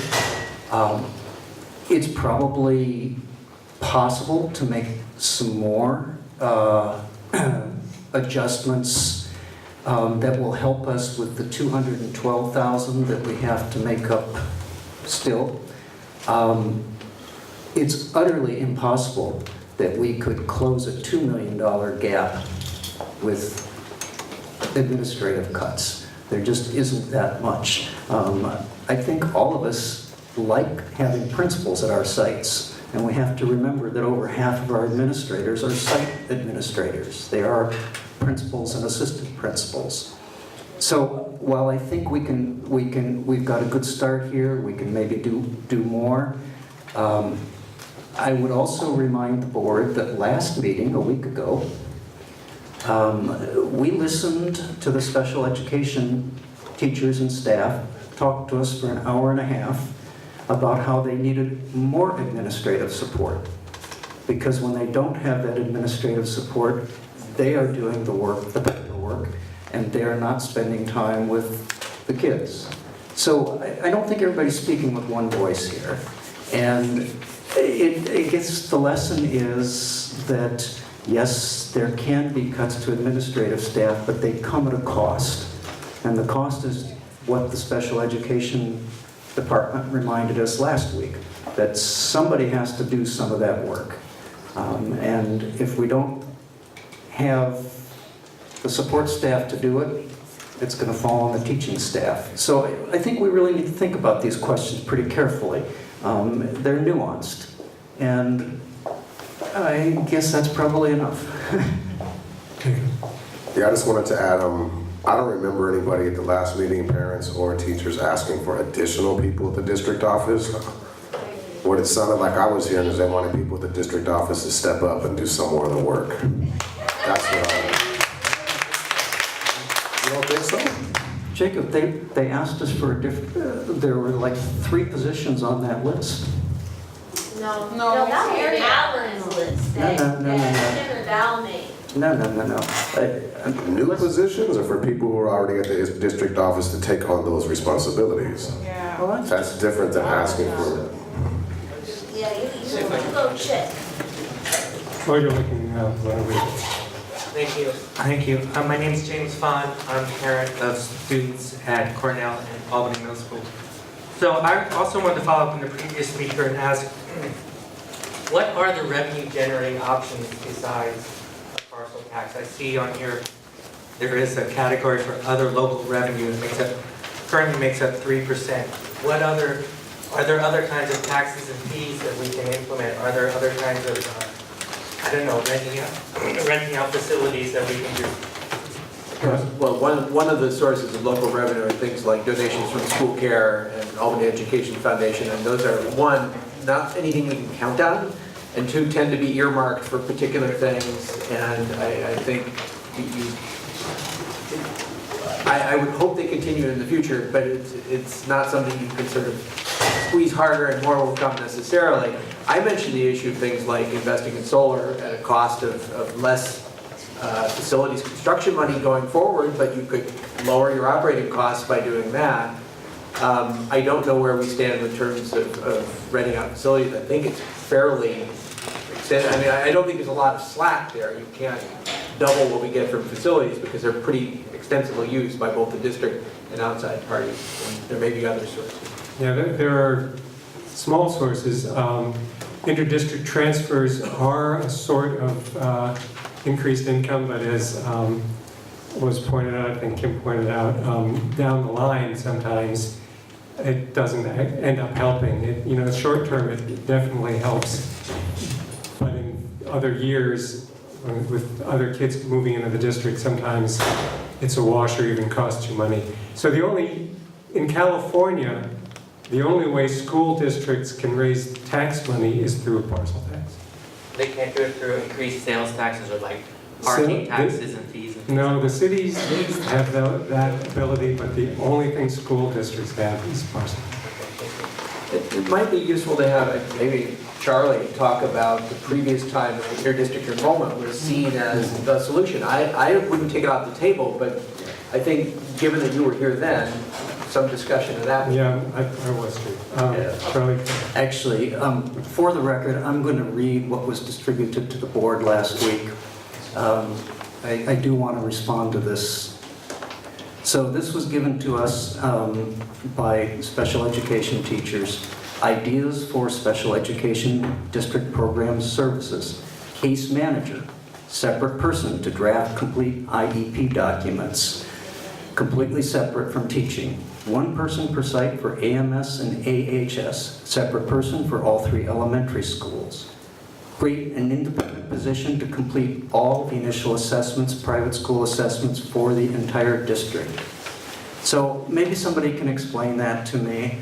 I'm pretty sure that what I heard and what I read was a request for additional administrative support. And I'm not proposing that we do it, but I do ask that we recognize that some people have requested something different from others. I think I might be able to help clarify. I think administrative is not administration. And I think what the proposal that was given was for someone to be hired or people to be hired in the special education department to handle administrative type duties, not to hire an administrator to do that, I think was the point. I'm not sure if that's the point that was being made. It's still a proposal to hire more people to do administrative work. Yes. And I want to recognize that it's easy to say cut administrators, but then people want that work to be done. I still don't see, how many people are underneath the special ed department umbrella as far as Diane Marie as the director? How many people total are underneath her? So we have behaviorists, we have program specialists, school psychologists. There's one secretary for the department. Paris. Paraprofessional support, and there are resource teachers and special day class teachers. And I think we have a social, and we have a district-wide social worker. But that's not specifically tied to special ed. Right, but as far as the paras being separate and the resource teachers and the SDC teachers and all that being separate, that was quite a few people.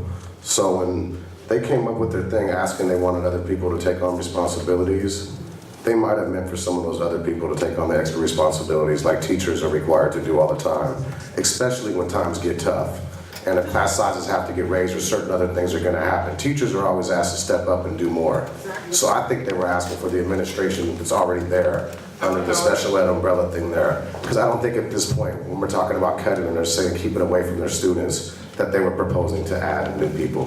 Maybe they can, if they want to, speak on it, but I'd like to make a clarifying point. I was at the meeting last week, and this, as a parent, my interpretation, and really it's an answer to your trustee Blanchard's question, to explain it. There was a gentleman named, a teacher I guess, named Mr. Ritchie at the middle school who shared that document. And one of the things he talked about, I don't know if you were saying this as a good thing or a bad thing, but he said that when he started at the district, there was no special ed director, and there were no program specialists. So that's one item that didn't share. And I think some of the issues he had was the focus of the special ed program. And this goes a little bit to Trustee Clark's point that one of the complaints that I heard was that there's a focus of legally defensible administrative work on the part of the teachers. And so a case manager, as I was understanding it, is someone who would help to deal with administrative necessities where it may be the case, and as a parent of a child with special ed, I do sometimes get the feeling that there's quite a bit of effort and time and administrative work put into legally defensive work, which is basically placing the district and the parent kind of at odds with one another.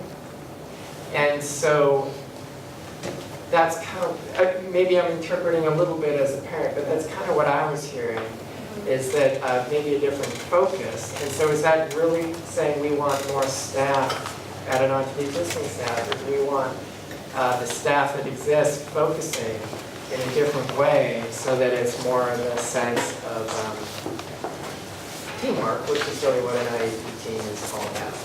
So anyway, that was my interpretation of what you were sharing.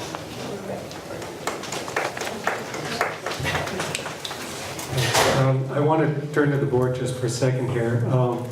The meeting is scheduled to end at 9:30. We could extend it. I don't know how many more people would want to speak.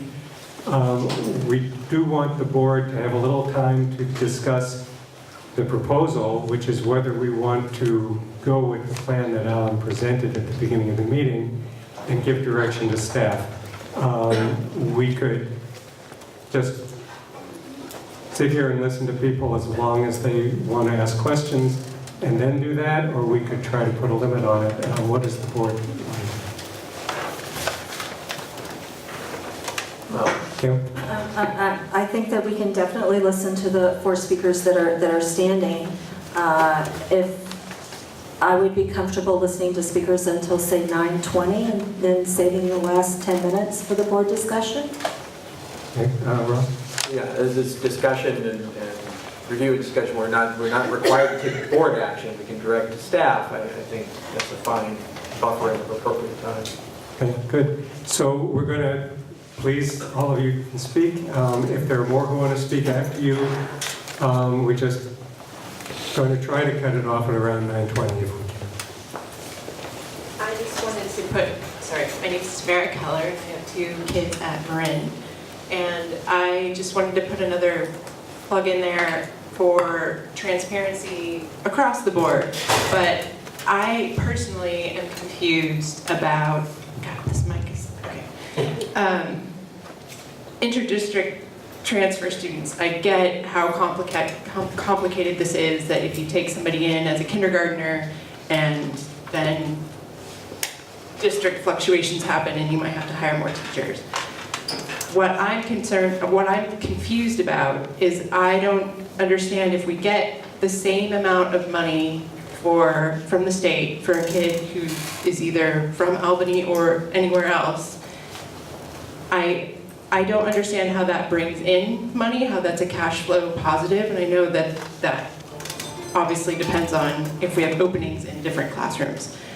When we were talking about bonds B&E, I saw all across and frankly in the local control funding formula paperwork we do for the state, 100% of Albany schools are overcrowded, and we have temporary buildings at every single site.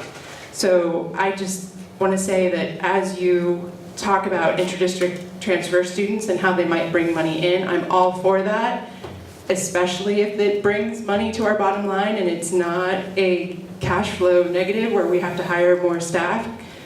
But I need a lot of explanation around that because the whole thing confuses me. I don't understand how adding more kids to overcrowded schools brings us more money. So I need to know how that works out for our budget. So thank you. Thank you. It is a very complicated question. When I first joined the board about 9 years ago, I spent hours with spreadsheets trying to figure out whether it was a net bonus or a net minus. And for 1 year, say you have, as Miriam was saying, she could take more kids in one class. You have classes that can take more kids, you bring those kids into the district, you're not hiring more teachers, there's a net plus that year. The next year, you could end up having to hire 2 new teachers, and it ends up being a net negative. But the other thing that happened, just to tell you why we kind of let it go and let all those people graduate out through the system, was that we sat through a lot of board meetings with parents lining up to yell at the board because we were letting in all these kids whose parents were not paying parcel tax. So that made us a little gun shy about it. Definitely something we need to look at and see if short-term or long-term it would help, but it's not an automatic plus. It is complicated. I wanted to commend Kim and Val for pursuing the statewide solution. I think it takes a lot of guts and planning, and I wanted to voice support for that because in the end, I think that's the long-term solution.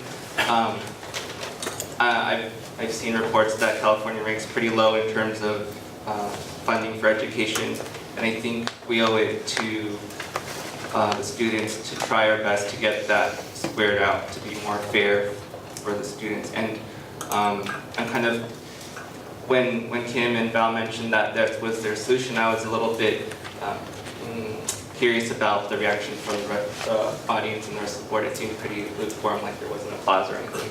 And I just wanted to make a point that that's really, if there's anything we can do, or at least me, I want to help with that because that's huge. That's the biggest thing that we can do. Although it's hard and the chances may be low, but we have to do what we can. Thank you. Yeah, I'll definitely give my support to it. You know, I'm a teacher as well in San Leandro, and I brought up at some of the board meetings in the past that the state's going to have to do something.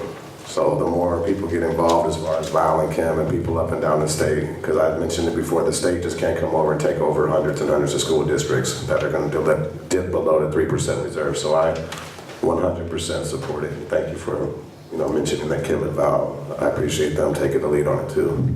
If you email me, I have a lot of information I can get to you. I'm actually looking for a group of parents who will really lobby the state PTA to join together, because I think what it's going to take is large organizations like California School Boards Association, state PTA, our CTA, our administrative, it's called AXA, to have everybody get together to really do some of this lobbying around adequacy of funding. Because I think it's going to take large numbers of people, and I think parents' voices are very, very powerful. So if you email, I'll send you lots of information. Yeah, I was just going to add to that what you're suggesting is ultimately the only fair approach. It's very easy for wealthier communities to raise extra money. It's not so easy for not so wealthy communities. And if educational opportunities are to be equalized among all students across the state, the funding needs to be addressed at the state level. So thank you for suggesting that. Two more questions. I hope they don't take, it shouldn't take much time. So last Tuesday was like this donation day. On Facebook they were matching like 2 million and they ran out like the first half hour or something like that. But they announced that they were building a new donation policy where they would match up to 50 million.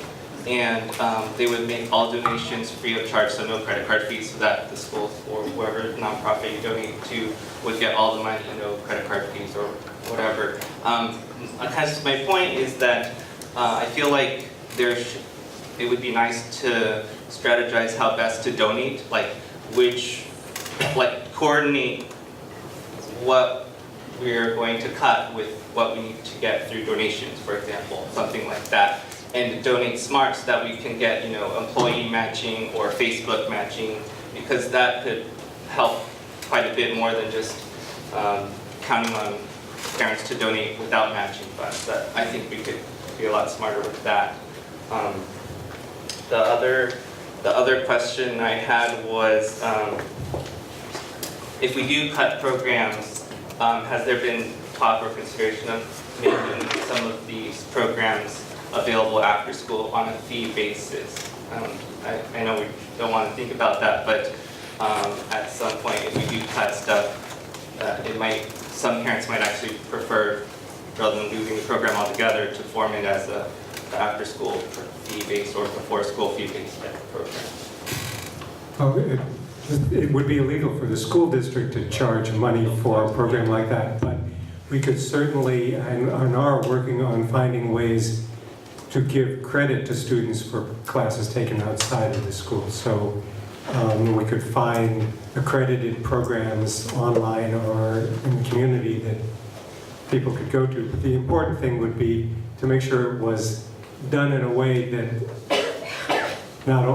so that it was not only wealthy parents who could take advantage of. But yes, we're certainly looking at other ways to get credit.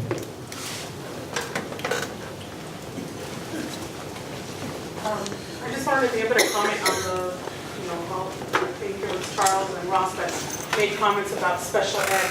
And last week at the meeting, you guys only wanted to give it 15 minutes for a topic we had requested for over 4 months to be able to be heard in front of all of you. So now that you guys are saying how much it's costing and all, well, thank you. And the mention of how many administrators we have now versus when we had 7 or 9 years ago, when you first started out, makes it that much more intriguing, because we discussed last week that Mr. Ritchie's comments weren't to ask for more people.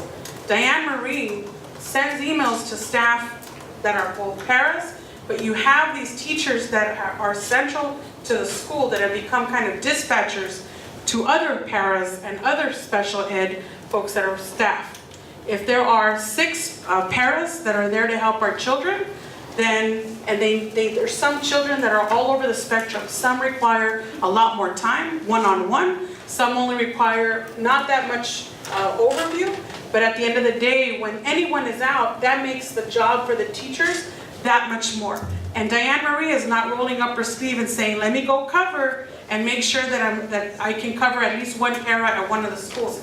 That was the comment that was being made from a parent like myself, from other parents that were at last week's meeting. It's about, you guys are continuing to mention special, and I appreciate that, but mention it in the way that how the demand has grown for children that have special needs within Albany. People that are not just renting, but they're also paying those parcel taxes that you so much want. And I want to be able to remind you, we've asked again to itemize this issue of special ed in the next 2018 so that we can continue discussing it. But that's how it was presented to all of you, and those were Mr. Ritchie's comments. And if not, I think the board secretary can more than give you a copy of what was said. But at the end of the day, for us, as parents that have children with special needs, we are constantly asking for these changes, and we are asking that you don't need an administrator. What we need is for that money that can definitely be saved to be able to get for just services that are already there. The teachers are strapped with it and inundated with a lot of paperwork, and they become paralegals without having that salary. It's not fair that somebody should be paid, do the job of 2 people, and absorb that with only 1 salary. It's crazy. There are demands that the state obligates our district to be able to fulfill, and when that paperwork is not being done by somebody of the likes of Beth or Diane Marie, you guys are putting that work additionally on top of trying to teach our children and make them feel part of the community. You guys are asking them to here's some more paperwork and try and wrangle all the parties that need to be present at the table. That's the part that I would ask you to consider when you bring up special ed. Make sure that it's not just given 15 minutes on an agenda, and that you really think about how better those families can be served throughout the entire district. And what we said was that we did not want to be pitted against each other. And that's exactly what's happening. Thank you. A little bit along that line is the idea that a lot of cuts, not a lot of cuts, but the adjustments that have been made seem to be targeting certain groups and not a representation of the entire board. And so I know that the entire district. So for example, there was an additional positions in the administration, but yet the custodial position wasn't filled. That's been talked about previously. And then also what I'm just hearing now about special ed, that these aren't changes that are being made across all levels and it's not representative. And then the other thing is I've only been going to 3 meetings, but again and again I hear the same issues. And we have an extra year now, which is an advantage, but also the idea of targeting it, because I feel like we're going in circles and I've only been here 3 times. And all this talk about, well, it's about what the community can do together, but the community will only want to keep working if we're actually making a difference. And so in the past I know it's been, so what are your priorities? What do you care about? We haven't talked about that today, and there's so many other things we're talking about without a focus of what we've already just done. Because we have achieved something, well it's still little, but I feel like we're not building off of what we have done. And I want to keep participating, but it's difficult with what's happening and to learn more about it. And also just I want to push for maybe another Saturday meeting, because as a student who has to go home and do 2 more hours of homework, I can't go, and I'm sure I'm not the only person who has other things going on in their life. And then also the idea of making the information more accessible. So like the budget information was talked about at the last Tuesday Board of Education meeting, but that's a 300-page document, and I read through it. But to find the part that actually matters is the challenge. And also when it says to look and find more, it just says a link to www.AUSD-K12. So it's hard to find information. You can't access it. And then also the other thing is the local control funding formula. The information that's on their website right now is pertaining to Albany. I've been told that it will be changing because there's been new reports done. And so things are disappearing and it's hard to find them. And just finding the link on the school website, on the district website for the budget information is extremely difficult. And then the flyers that are being handed out and passed around, they don't say the time, I believe, or they don't say the location for these meetings.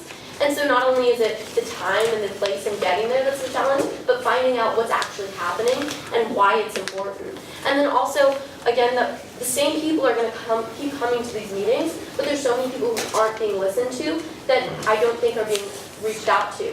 And that I think there's portions of the community that have to be able to push more to talk to and to get their input. But just having these opt-in instead of opt-out isn't effective. So I just wanted to push that. But thank you, and I really commend what everyone's been doing, but I think there's still a lot more that can be done. Thank you. Thanks. That's a tough act to follow, but I teach 4th grade, so I'm used to having to follow really impressive youngsters. So thanks. I had a question for the board regarding the Fund 17. Was the board aware of the existence of Fund 17? Yeah, it was set aside before I joined the board this time around, but I understand the budget and I review every budget document, including all the funds and special purpose funds. So it is there. It was intended for a particular purpose. And it was there. And that's true of, well, here's my follow-up question. Is there a Fund 1 through 16? 18 and up? You know, let me answer some of that. Whatever the numbers are, you know, there's the general fund, and that does most of the heavy lifting, but there's a separate cafeteria fund, and that handles what you're... 13. Okay, thank you, 13. There's separate funds, Alan's going to go ahead and, cover those, but there are separate funds that cover different parts of the district. Yeah, if those funds could be listed, because I didn't see them here or in any other charts or data, that would be helpful. So every quarter, we have to provide a budget to the board, and at Tuesday's upcoming board meeting on the 12th, there'll be the first interim report. That first interim report would have the entire budget, but then the first 10, 15 pages is what I try to make as, try to be user-friendly, and there's a chart that notes all the different funds beyond the operating budget. And does it include the limitations of the funds, that, you know, whether we can rip the top off the box and... Yes, it provides a description about what it is and any regulations around it. Okay. Just a quick note about career technical education. So when the state created this local control funding plan, local control accountability plan, they developed an accountability tool, which is called the California Dashboard. And so the dashboard just sort of got piloted last spring. And I think that our student speaker referred to that.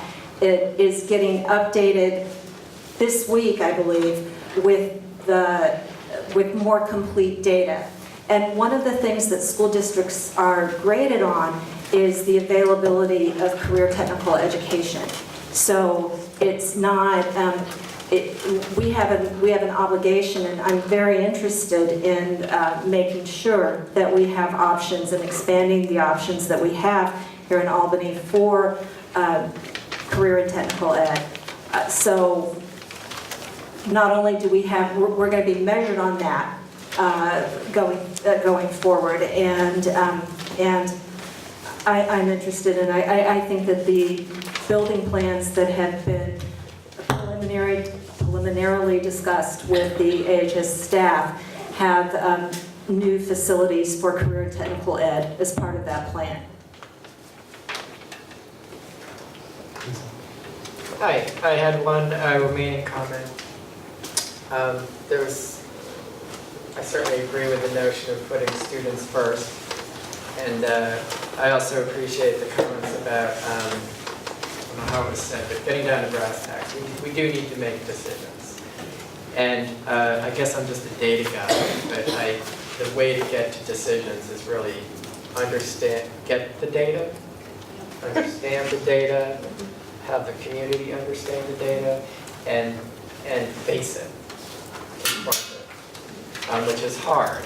And so I really appreciate the work that's gone into getting new information out, because it is hard and it's risky, and it poses the risk of pitting people against each other. But what I think will actually happen is if we put the data out there and people really start to understand it. Like in my case, I have a child who has a special need. I have a child who also, I hope, will need AP services. So Jessica talked about, pitting those two things against each other. Well, I need them both. And I think every family understands that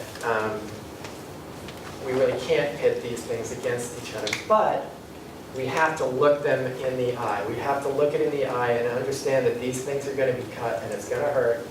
And the more information we have to do that, and the more the community understands it, the better off the conversation will be. That's my sincere belief. So I have one small request, and it's way in the weeds, but that's the reason for this request. I'm looking at your budget, and it talks about educational services, and then it's another line talking about special education. They're both under support services. And so then there's like teachers. There's like $2 million worth of teachers under special ed. There's $250,000 in educational services, of which are teachers. There's $1.5 million in para-educators under support services. As a parent, I think those are people that are teaching students. So that's putting students first. And so I would suggest I think the work you've done to get more sophisticated information out there is excellent. And I would ask you to kind of take another look at where are things that we're calling support services really people teaching students. And you know, maybe revise this in a little way with that notion of putting students first, because that's what people are going to care about. And even though it's hard to kind of do things like, you know, here's the line on special ed, and here's the line on AP, putting that information out there and just making it real clear makes everybody confront it. And even though that feels kind of risky, it means that everybody is going to have to like, yeah, I want this, but I want that too. And I think it's going to bring people together and help people to work through this process. So, Thank you. And I could add on to that, that when we talk about programs, that also means people. Okay, so we're at 9:20, so the board has one question before it we need to settle tonight, which is whether we want to give direction to staff to go forward with the plan that Alan proposed at the beginning of the meeting in order to give the budget committee and the community more time to discuss the issues and come to recommendations. If we don't, then the alternative is to go forward with the original plan, which is to make the decisions in the next few weeks and start making cuts. So that's the one big issue. The other issue that we don't have to decide tonight is the future of Fund 17. If we do go with Alan's plan, we will be taking money out of it. And then the board will have to decide whether to replenish that money later or whether to just make that a permanent transfer to the general reserves. Rima? I just wanted to ask whether going forward with this plan would mean that we wouldn't be able to revisit sort of recalibrating the budget committee. It would give us more time to recalibrate the budget.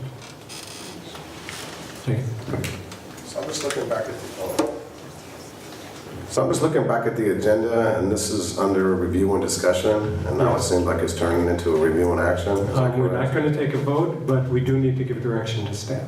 So we're not voting then? We're not voting, we're expressing opinion. Okay. Charlie?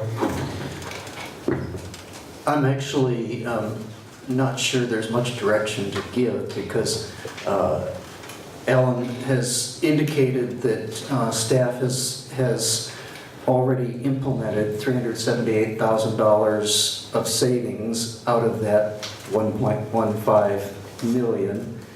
And the next part of it is the 300,000 that might or might not come from the state. So I'm not sure we can give much direction on that, other than it's okay to wait. Well, which is, and I'll offer my own opinion that I'm comfortable waiting until we learn what the state comes through. There's two other pieces. There's the Fund 17 piece, and then there's the $212,000 that we don't have a plan for. And basically, the $212,000 that we don't have a plan for, the suggestion is that it could get covered through attrition, which is kind of an ugly word for people taking different jobs or retiring, and hoping that we can hire at lower enough salary levels that we can make up the $212,000. I think that's what I'm hearing there. So I don't think Alan's actually asking us for any judgment on that either. I think he's saying that that's probable. Is that correct? Correct. The main item would be Fund 17. So that's the only thing that we're really being asked to consider. So I guess I'll offer my own opinion on Fund 17, which is, I think it's a good bridge. It's it helps us, it buys us some time. I'm a little nervous about using it without replacing it. I just wanted to agree. I think that basically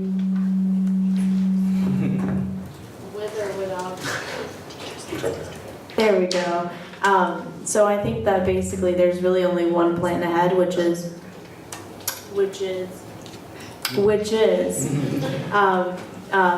sort of a set, I guess, regarding the 17 issue. I guess it'll be either a faster process of whatever this is, or a much slower one with the whole year. The things that I would like to see are more information, especially like the information we've received so far has been incredible, and I'm very grateful for that. But I think more in terms of how much we need to allocate. And I think if we know exactly how much we are required to allocate by state, by federal law, whatever it is, we'll really be able to see, make the budget fit what our district requires. And by that I mean that not one size fits all. I think there are requirements across the state, but there are a lot of things unique to Albany. And so I think it's just a matter of the timeline and whether we're going to wait to see about 17. Navin, did you want to take a comment? Oh, no, I was just going to echo the idea of having more, I guess, sources to look into, because if we could start getting really condensed and simplified sources that we could mass produce and send to the community, we could have a more informed community and hopefully a larger turnout to get a larger demographic voices. So that's something I would definitely look forward to. One thing I heard tonight, which was we've generated a lot of ideas. I mean, we did ask the community in that first survey, the 3-question survey that maybe became a 4-question survey. It was like, what do you want to keep? And so to me, that seemed like, what's your heart in? What do you love here? And so we have gotten lots of ideas already that the Budget Priority Committee, I think, looked through, or at least partially looked through. I would hate to think that we're going to build a budget for next year without considering some of those ideas. I mean, because some of them are easy to implement. So I guess I just want to bring that up because, I mean, Alan, you have been at the hub of this. You have seen all of the input. You've heard the discussion. And I don't want to wait to implement something that you're like, of course we can do that. That would be easy. So I don't want to give the idea that we're putting all of that input aside and that we're not going to act on it for another year. I think that things that are good ideas, easy to implement, things that we can do right away, we should do immediately because that will help our long-term process. I want to be sure that we agendize the discussion about replenishing the money that we take out of Fund 17, so that we can make sure that we have that discussion sometime this spring before the end of the school year. And I'm okay with using this plan to buy us more time to make more thoughtful decisions about the cuts. Jacob?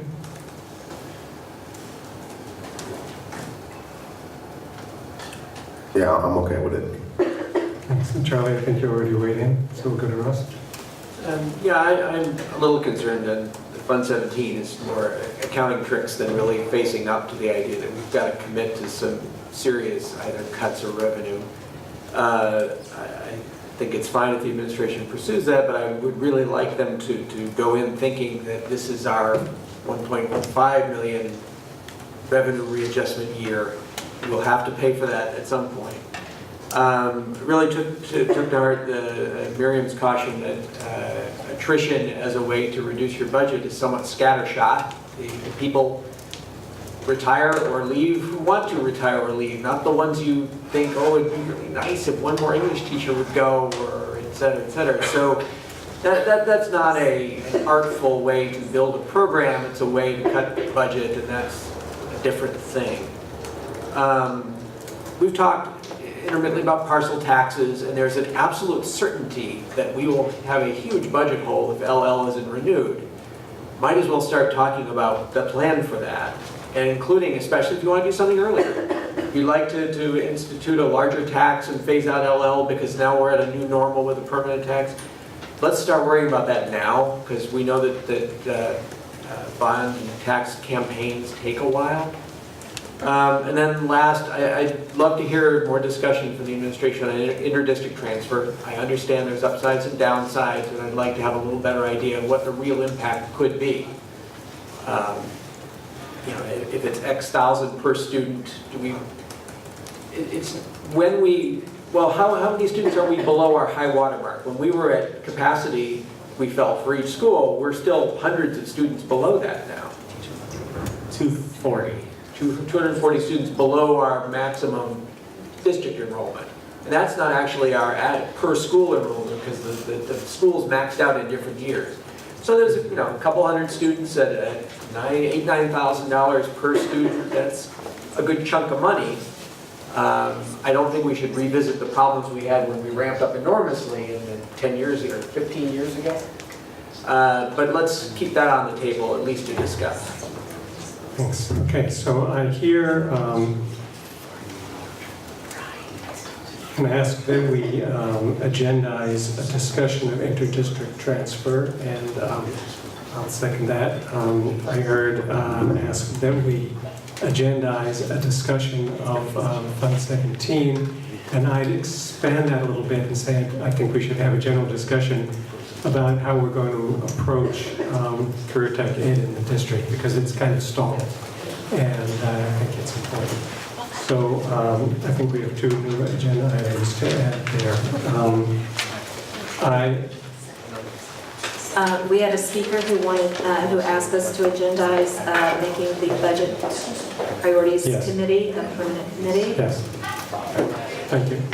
I mentioned it before. So I would endorse going ahead with what Alan's plan with caution. I endorse what Jacob said about this doesn't mean we can wait 11 months to start making decisions. I think, and Kim, echo what you said, that the budget committee already has some ideas, and those ought to be implemented as quickly as possible. So we should be moving forward with all deliberate speed. Yeah, I just wanted to add one thing about the responses from the surveys to kind of take it with a grain of salt. I mean, for example, I met with some of the high school students. That was 20 of them. So I wouldn't say this is what the high school students wanted. And the same thing with the middle school students. I met with about 20 of them. When we have 3,700 students and you get about 300 survey responses, just take it with a grain of salt. Yeah, that's less than 10%. And some people could have responded multiple times. So you don't even really know how many people it is. So, for example, I got recommendations from the middle school students, but it was 20. So just make sure we keep that in mind. Oh, that's good. Okay, so I think we have an understanding of where we're going with this. Yes, we do. Thank you. Okay, thank you all for coming out tonight. I hope you learned something, and I did.